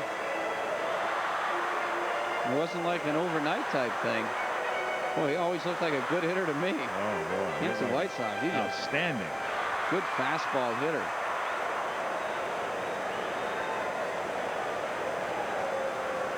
No balls, 2 strikes. And a reminder that the 9 o'clock news will immediately follow tonight's ball game.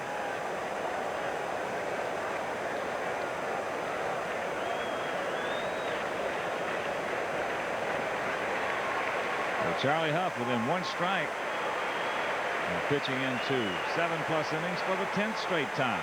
What a pickup he was for the Sox. Former manager Ron Shula.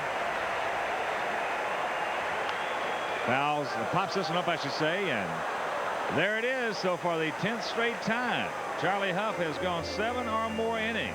After 7, Sox lead it 3-2.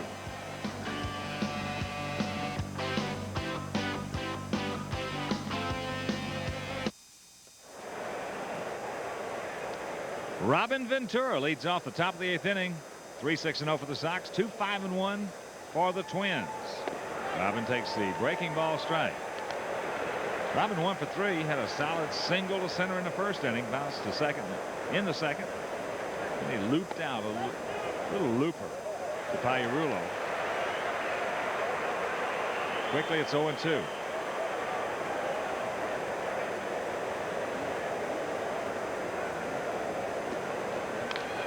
That's into center field, hit hard, but right at Kirby Puckett. So 1 out, and a reminder that on Friday, July 19th at 7:05, the Sox host the Milwaukee Brewers. First 20,000 adults will receive a White Sox Diamond Sock Cap, courtesy of Miller Lite. So just call or visit your local Ticketmaster, 312-831-1SOX. Big Frank steps in, 0 for 3, bounce to third, bounce to short, and a punch out. Takes it low. Boy, Anderson's trying to get a little payback. Remember that game that Frank had against him in spring training? He almost took his head off twice. Yeah. Can't get that one. Big hack right there by Thomas, in the count 1-1. Activity down in the Minnesota pen. Steve Bedrosian, the bedrock.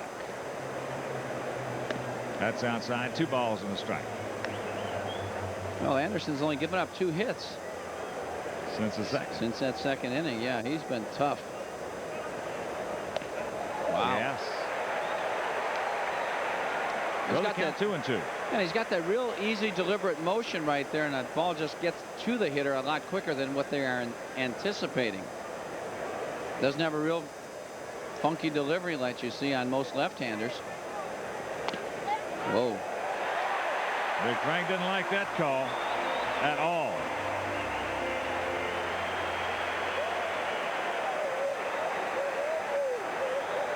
Ooh, he didn't like that. He just flips his bat away. And we'll take another look at it. Well, let's see. Ball's 5 inches outside. Yeah, looks like it came around the corner. It might have been a backdoor slider or something. Frank has Real surprise right there. He just can't believe it. 4 strikeouts now for Anderson. I don't blame him. You're not going to hit a whole bunch trying to hit that pitch. Pudge cannot get the change. He's 0 for 3. Twice his fly to right, and he's popped to first.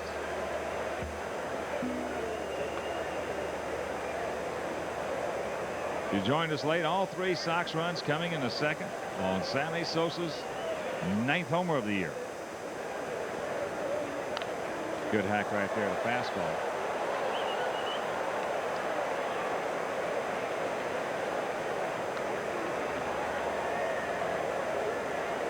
Five inches outside.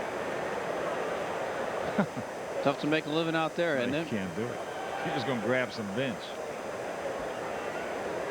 Makes for a 23-inch plate.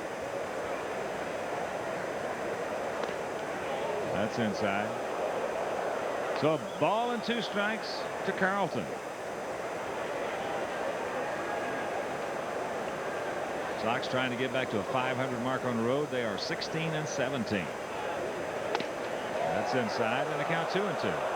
Anderson looking like he wants now a 30-inch plate from Drew Coble. Yeah.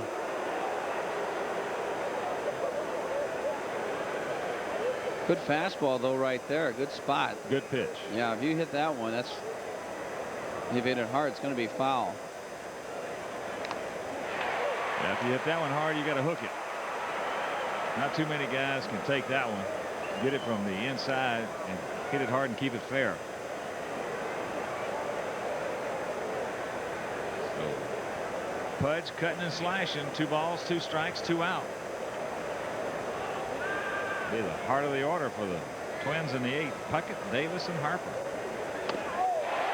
Changes up and he gets it. 1-2-3 inning, another one. That's the 4th 1-2-3 inning for Alan Anderson. After 7.5, there it is.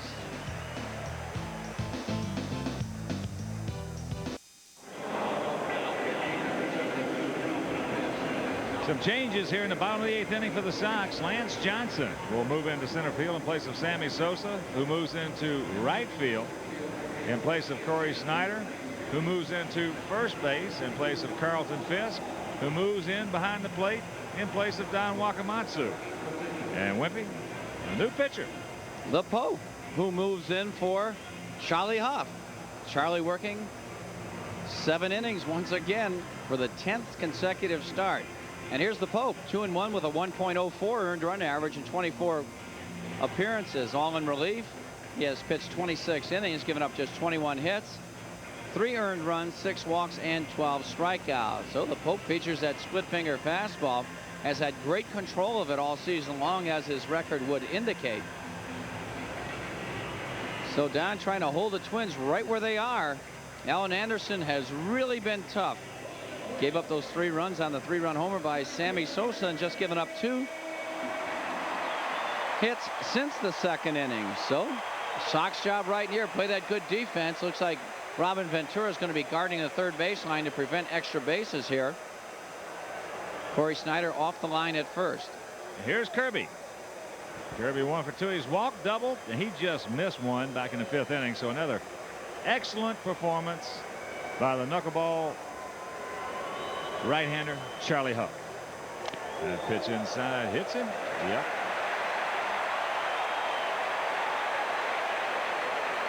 So the tying run aboard. Scott Radinsky loosening up for the Sox down in the pen.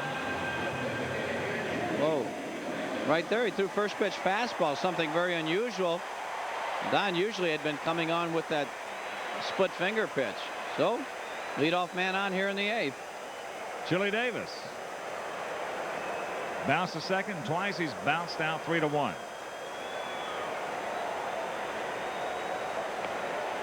Chili 18 homers, 50 RBIs as the Sox a 3-2 lead. And decent speed and Puckett aboard. There's that splitter, a good one.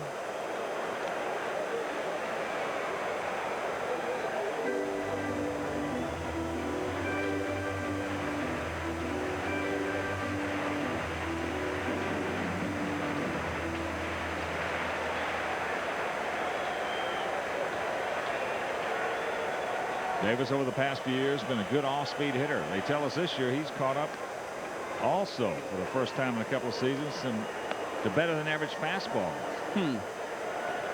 Every time I've seen him hit, he's been very susceptible to the inside fastball, except when he's hitting against Doc Gooden. When he was in the National League, he just wore out Doctor. Puckett does not go. Another splitter, and the count 0-2 from the Pope.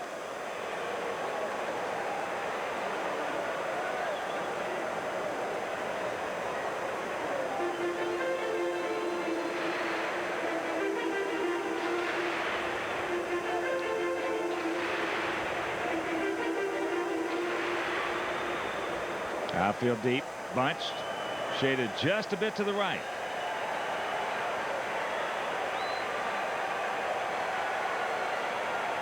Puckett a good lead.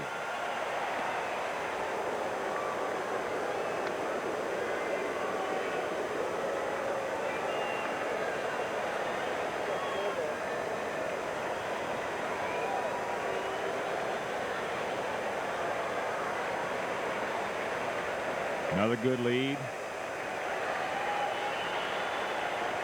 He does not go. Just off the corner. So the count of ball and 2 strikes to the 31-year-old switch hitter.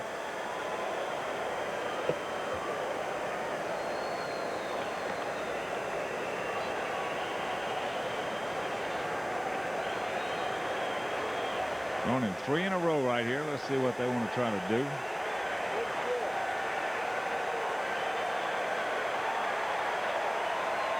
They'll take a little more off of it. It's tough to throw the same pitch 4 consecutive times, the same speed, to a guy who has been hot. Chile with 9 homers, 22 RBIs in June. Yeah, I think Pudge wants this one away, take something off, maybe Chile try and pull it, get that 4-6-3 double play you're looking for right now, get out of this jam.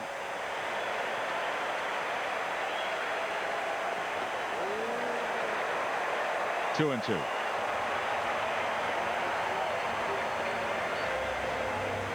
That's one reason why Don Paul doesn't want to throw a whole lot of pitches to every hitter. Wants to get in and out of each count situation so they don't get a real good look at him.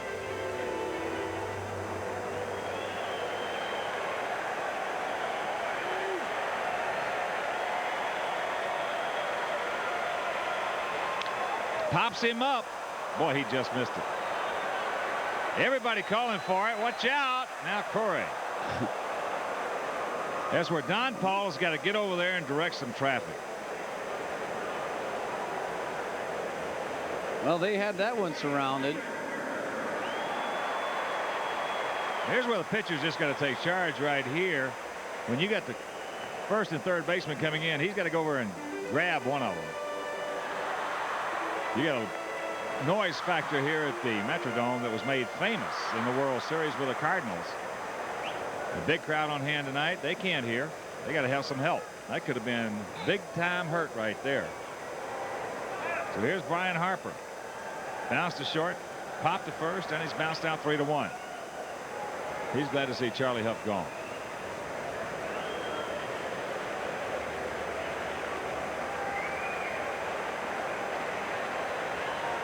Ooh, Lordy. Chile just missed that one as Kirby takes off. There's a hit and run is perfect. As he will move into third, so with 1 out,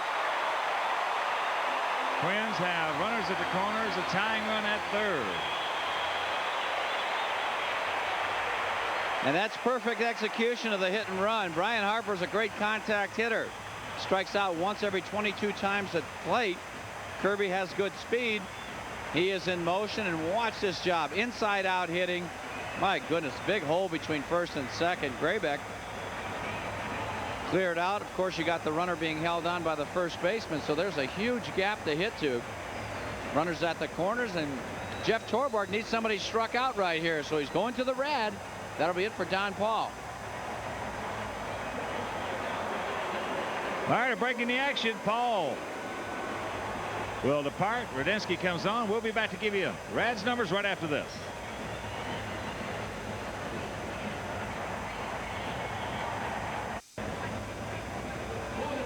Bottom of the 8th inning here at the Hubert H. Humphrey Metrodome. Sox clinging to that 3-2 lead. Both teams with 6 hits. The Twins have made an error. Scott Radinsky will come on to work with 1 out here in the 8th.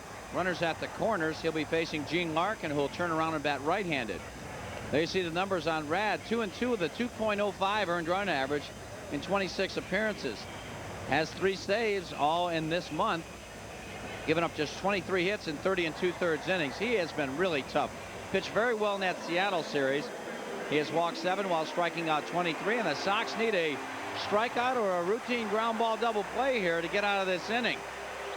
Pop up wouldn't be bad either. So here's Larkin. He's 0 for 2. And you also got to be heads up for the bunt. Newman running for, there's Kirby at third. He's a tying run. Newman running for Harper at first. So here we go, 1 out. Bottom of the 8th. 3-2 White Sox.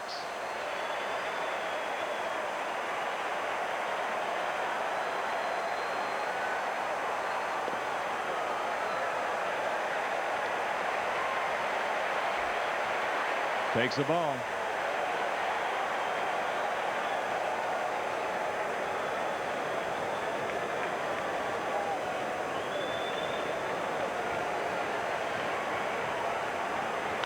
Pops him up. Right side. Graybeck going over. Corey couldn't find it there for a second, so Little Craig makes a catch. 2 out. That was scary right there. Well, Wimpy, you mentioned it earlier. When you come in here, the thing about this place is that once you take your eye off of it, you got to go back. You can't pick it up again. That's exactly what happened to Corey. Yeah, that's exactly what happened. Fortunately, Craig Graybeck had a better angle right here. He's playing deeper. See Corey backpedaling right now. He says, I give up. I can't find it. Fortunately, Graybeck could. 2 down now. And Shane Mack, the hitter. What a pitch by Radinsky. He just ate him up. I'll tell you, I really had a feeling they were going to do a little button right You there. did. In the break, you said it. Here's Shane Mack, 1 for 3. Fastball high. Mack with his 8th homer, leading off the 5th inning. That was the first Minnesota run. Bobby Thigpen. He's ready down in the pen. You got a left-handed hitter, Paliarulo. He probably won't hit if Radinsky is still in there. Well, you got to get Shane Mack right here. That's it. Robin Ventura playing very deep at third base. Got to watch that bunt. 2-0 the count.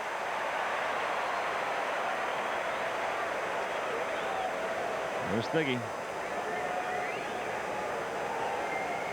Outfield. Shaded to the right. Ventura way back at third. Good strike on the outside corner. Oh. Well, the Twins have got their ace up in the bullpen, Rick Aguilera. They're anticipating scoring a couple runs here. No way. There's Aggie.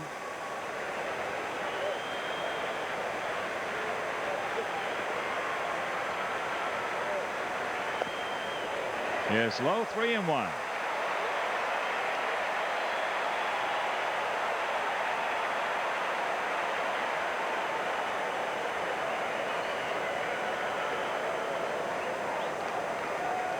Here comes Sammy Ellis, the pitching coach.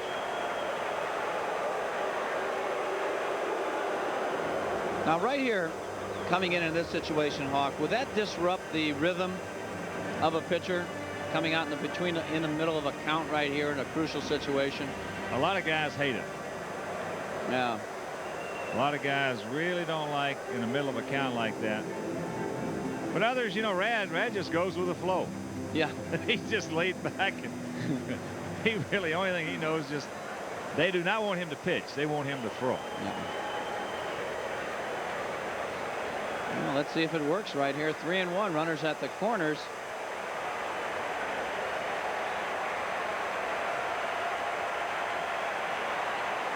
Now Mack will back out.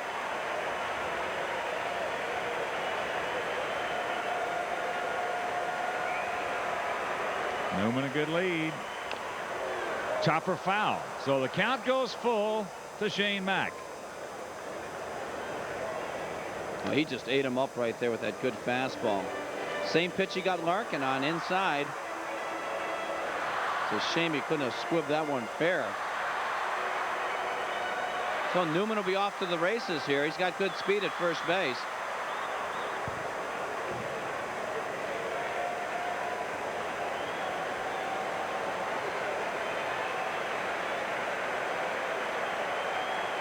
He gets in. Yes. So Shane Mack swings at ball 4, and Rudensky comes in and does the job. Nothing across the hit, no errors, 2 left. And after 8, Sox lead it 3-2.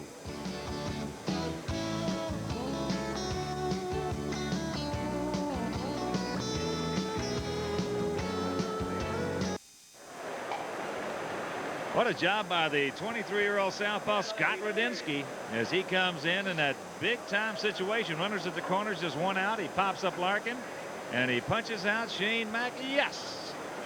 Rudensky has given up 1 earned run in his last 16 and a third innings of work. That comes to 0.55. He has been outstanding. Craig Grayback takes it low and inside. Little Craig, he is 2 for 3 tonight. He started off that 3-run second with a sharp single to left field. Oh, Lordy, what a job that was. There's a shot foul. You know, this game, though, Wimpy, is almost reminiscent of almost every game they played last year, these two clubs. Yeah. I mean, tight tilts, hard fought, scratching, digging, clawing, kicking.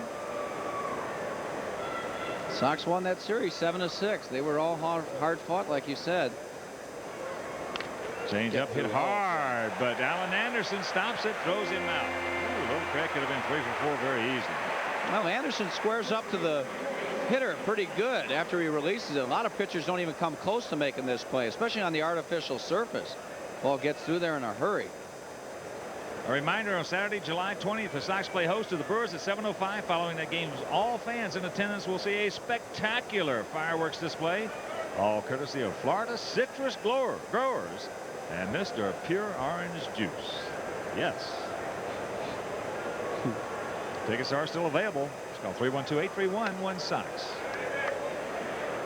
Oh, those Florida Citrus Growers down there, Gene Langley in Orlando. Well, they can blow some oranges, can't they? And they can play a little golf, too. Oh, yeah? Nobody's got your money in Orlando. Oh, Get way out of back here. high and deep to left center field. You can put it on the board. Yes. A tremendous home run by Corey Snyder, and it's a 4-2 Sox lead.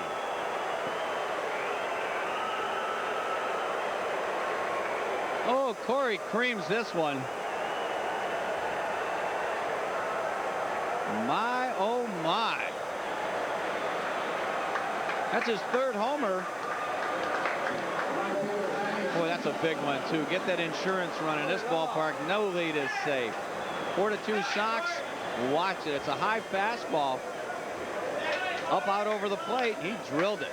And here's Sammy. Sammy drilled a 3-run homer in the 2nd inning. Number 9 on the year for Sosa. Look at this. This is reminiscent of that home run he hit off Randy Johnson. Yeah. Boy, remember, they were just throwing fastballs early in the year right on by Corey, belt high and above. Well, he's gotten to a couple pretty good ones in his last couple of ball games. Good to see. Good change right there from Anderson, and the count 0-2. 4 runs, 7 hits, no errors for the Sox. 2 runs, 6 hits, and 1 error for the Twins. Oh.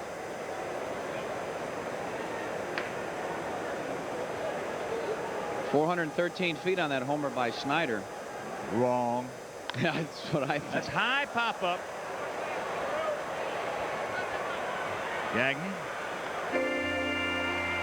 And there's 2 gone. Wow.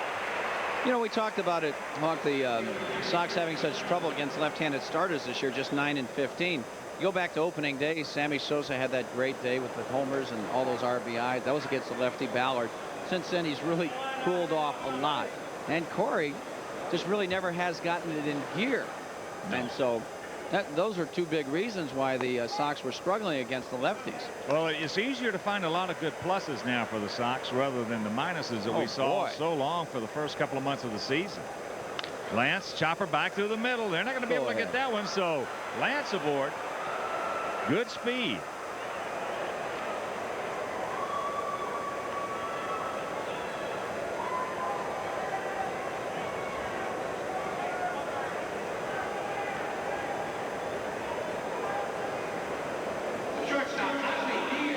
So here comes Ozzie. Ozzie's popped a short fly to center, and he singles sharply to center. Well, getting back to what we were talking about, the Sox will line up a heck of a lot stronger against those lefties with Corey swinging the bat the way he is now. In his last 3 ball games, he has hit 2 home runs and gotten 2 singles and started a big rally in the other ball game, the first ball game of the 3. That's exactly why Ron Schuler went out and got him. As he pops this pitch up, Kirby Puckett. So a big home run by Corey Snyder gives the Sox an insurance point. They'll go to the bottom of the 9th. Attaboy, Corey leading 4-2.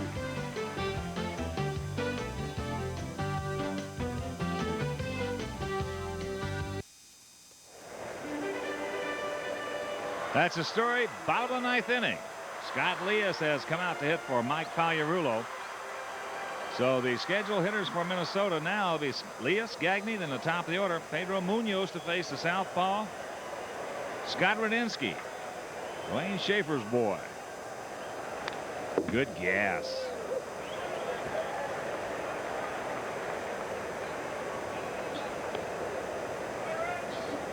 Leas hitting at .250.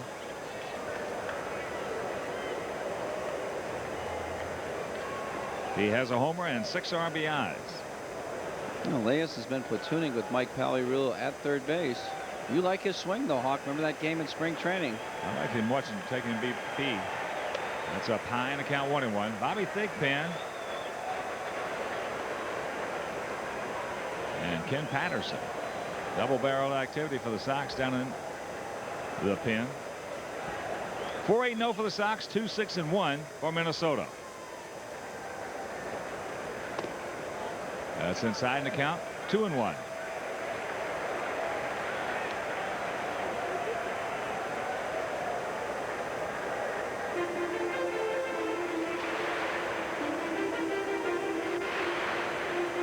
Sox with 3 in the 2nd. Minnesota with 2 in the 5th. 3-run homer by Sosa and 2 solo homers by Minnesota in the 5th.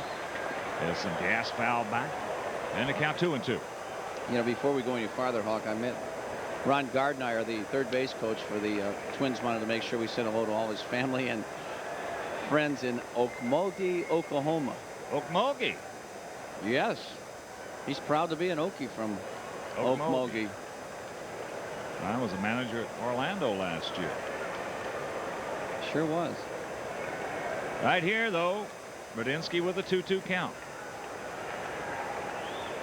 Ow. Just got a piece of it.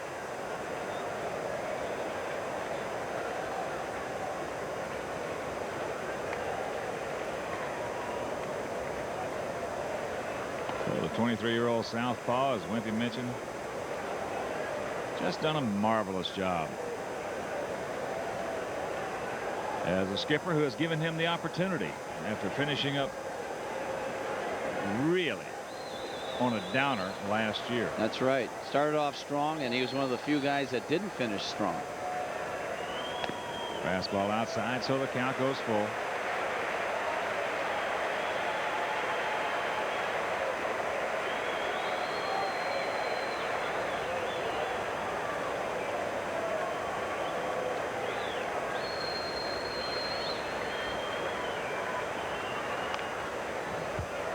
It is hanging tough. Pretty good fastball right there by Red. That was not just a get me over 3-2 pitch.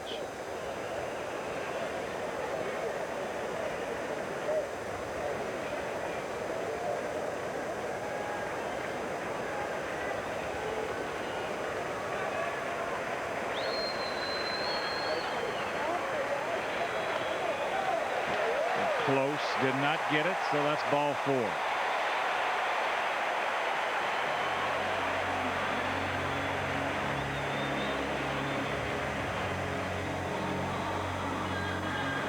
And here comes the skipper, Jeff Torborg.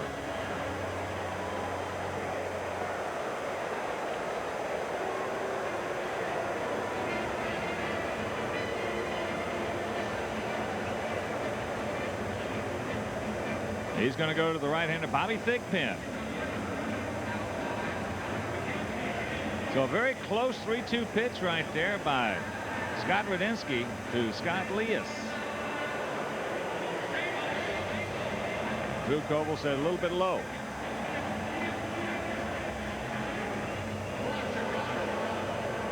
All right, so Scott will depart.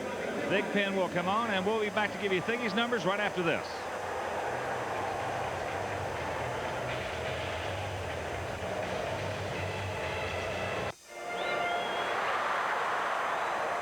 Bobby Thigpen comes on to work for the White Sox in the bottom of the 9th inning. Runner at first base, nobody out. In relief of Scott Radinsky, Randy Bush will pinch hit for Greg Gagne. Thiggy had his 14th save yesterday. 4-2 is his record, and the rest of his numbers. So here's Randy Bush. Good fastball hitter, takes it up high, and the count 1-0. Thiggy last year against Minnesota in 6 2/3, did not give up a run, had 6 strikeouts, and he has 6 saves. Outfield playing Bush around to the left. Tardy on that one.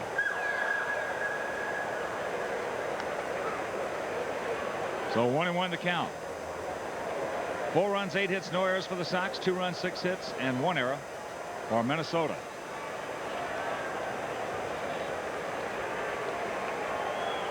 Corey playing behind Leas at first. Gas in the count 1-2.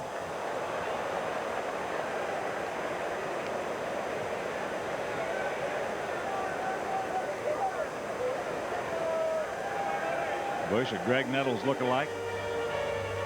Oh, he sure is, isn't he?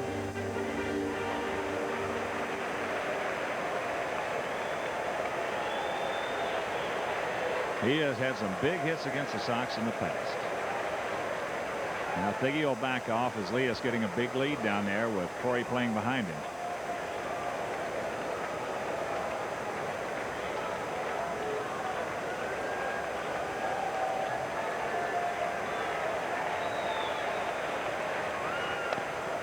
Up and in the count. 2 balls, 2 strikes. Pedro Munoz on deck.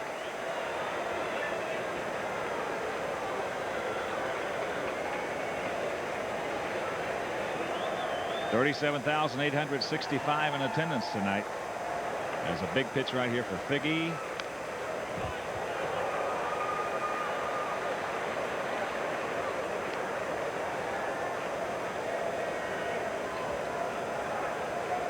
Sox in the first of a 4-game series here. First of a 7-game road trip. Only 10 games left before the All-Star break, but 7 of them coming right here against Minnesota. Chopper right side. Corey. He's going to go to second base. Ozzie return throw. As Corey gets his ankle stepped on. And Jeff wants to talk about the out. Why not? Looked like the throw beat him. Yeah, it does. It did. Well, Thiggy may have been in Shulock's way because they were both over there.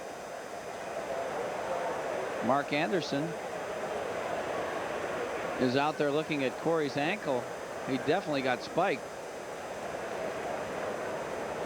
Well, he made a quick release to second base. Good play by Corey Snyder there. That was a quick release. Yeah.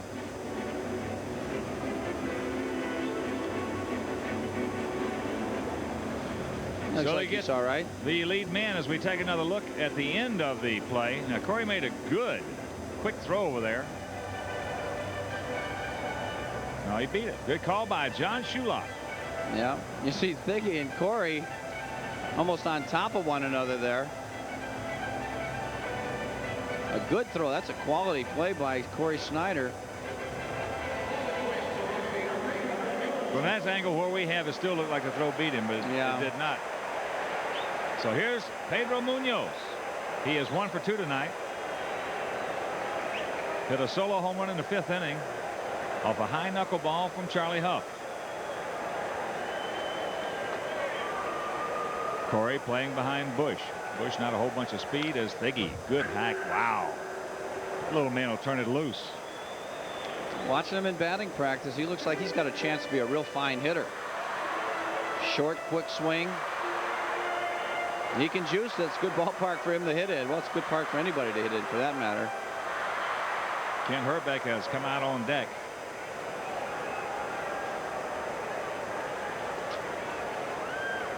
Yes. Right on the outside corner, a beauty, and he had some giddy up on it. 0-2 the count.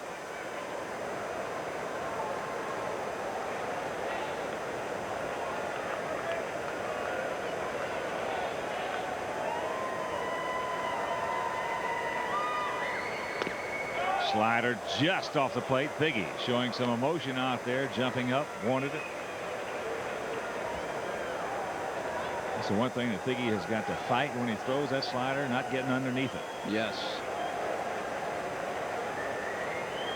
Sometimes he wants to throw it so hard he just gets right underneath it. That's trouble. Base hit in the right field. Broke his bat. His ball was bobbled, but Randy Bush, who was just loping into second base, he will hold there.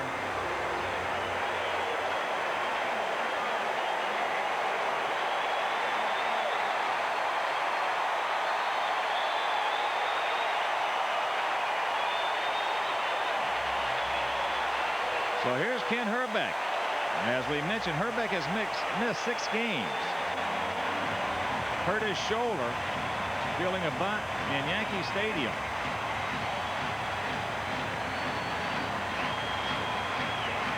But he can't throw. He can swing the bat.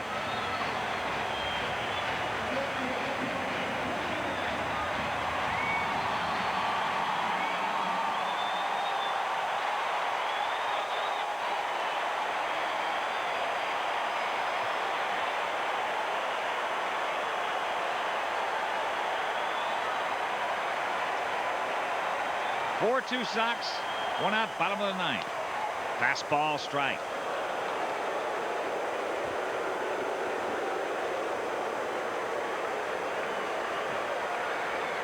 Herbeck last year against the Sox, 2 homers, 7 RBIs.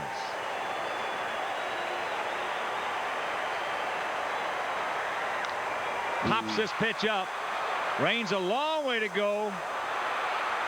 Ozzie, it's a fair ball. Nobody gets there. Now they get it back in quickly, and everybody has to hold. Bases loaded.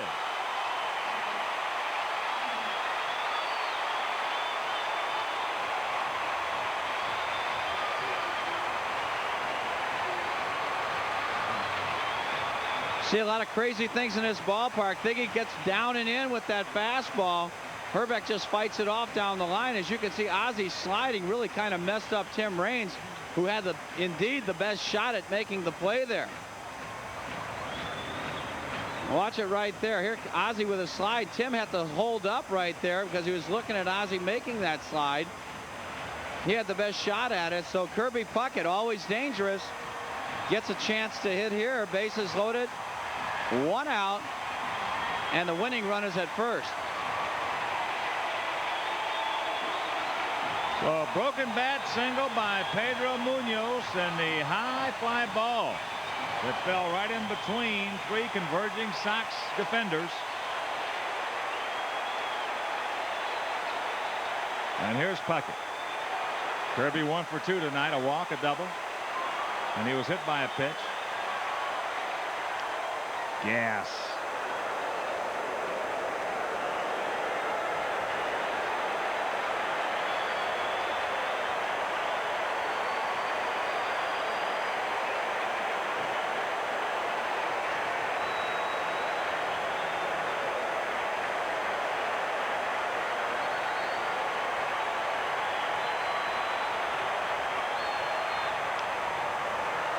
Oh, and 2 the count.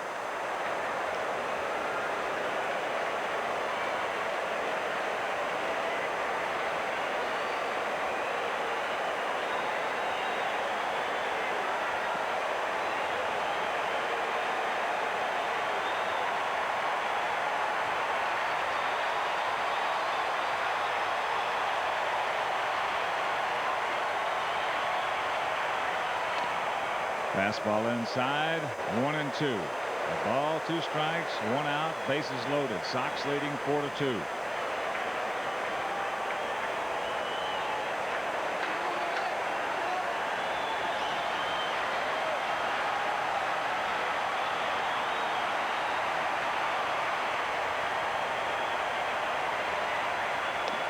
Yes! High heat. He'll grab some bench. 2 gone.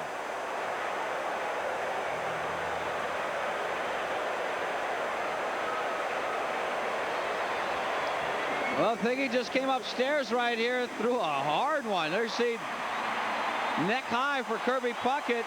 The fish were biting here. Wow, right on by. No chance for Kirby on that pitch. So the Sox dodge another bullet. 2 out now, bases loaded, and Chili Davis will hit. Chili 0 for 4 tonight, has been one of the hottest hitters in baseball during the month of June.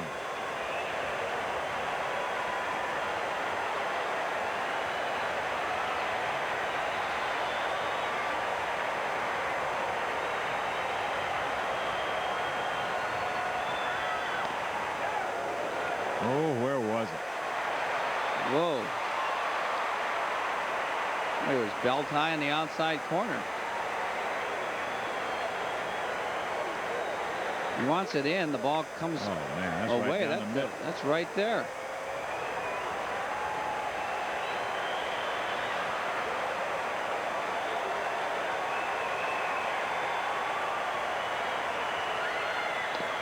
There's a strike, and the count evens at 1. Reason that's a big pitch right there, that first one, because you give Chili Davis another look at another pitch from Piggy. Yeah. And plus the count. There are the runners. Bush at third, Munoz at second, and Herbeck at first.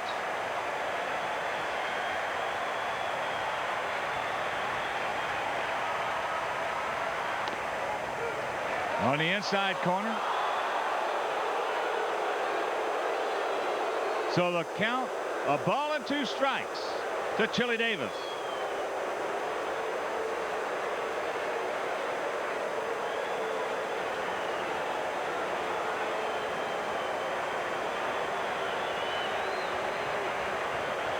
Don't try to trick him. No. Go with your much best. Better off-speed hitter. Oh, yeah. Blow him away, Vicky. You got one pitch right here. You can go with that high heater, just like at Kirby. Just like with Kirby. Get it upstairs. Yep.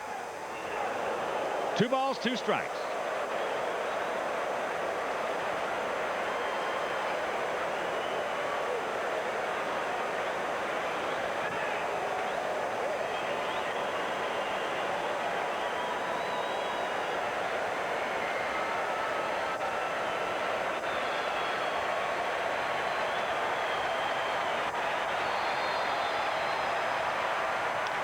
Into left field. That's playable. Tim Raines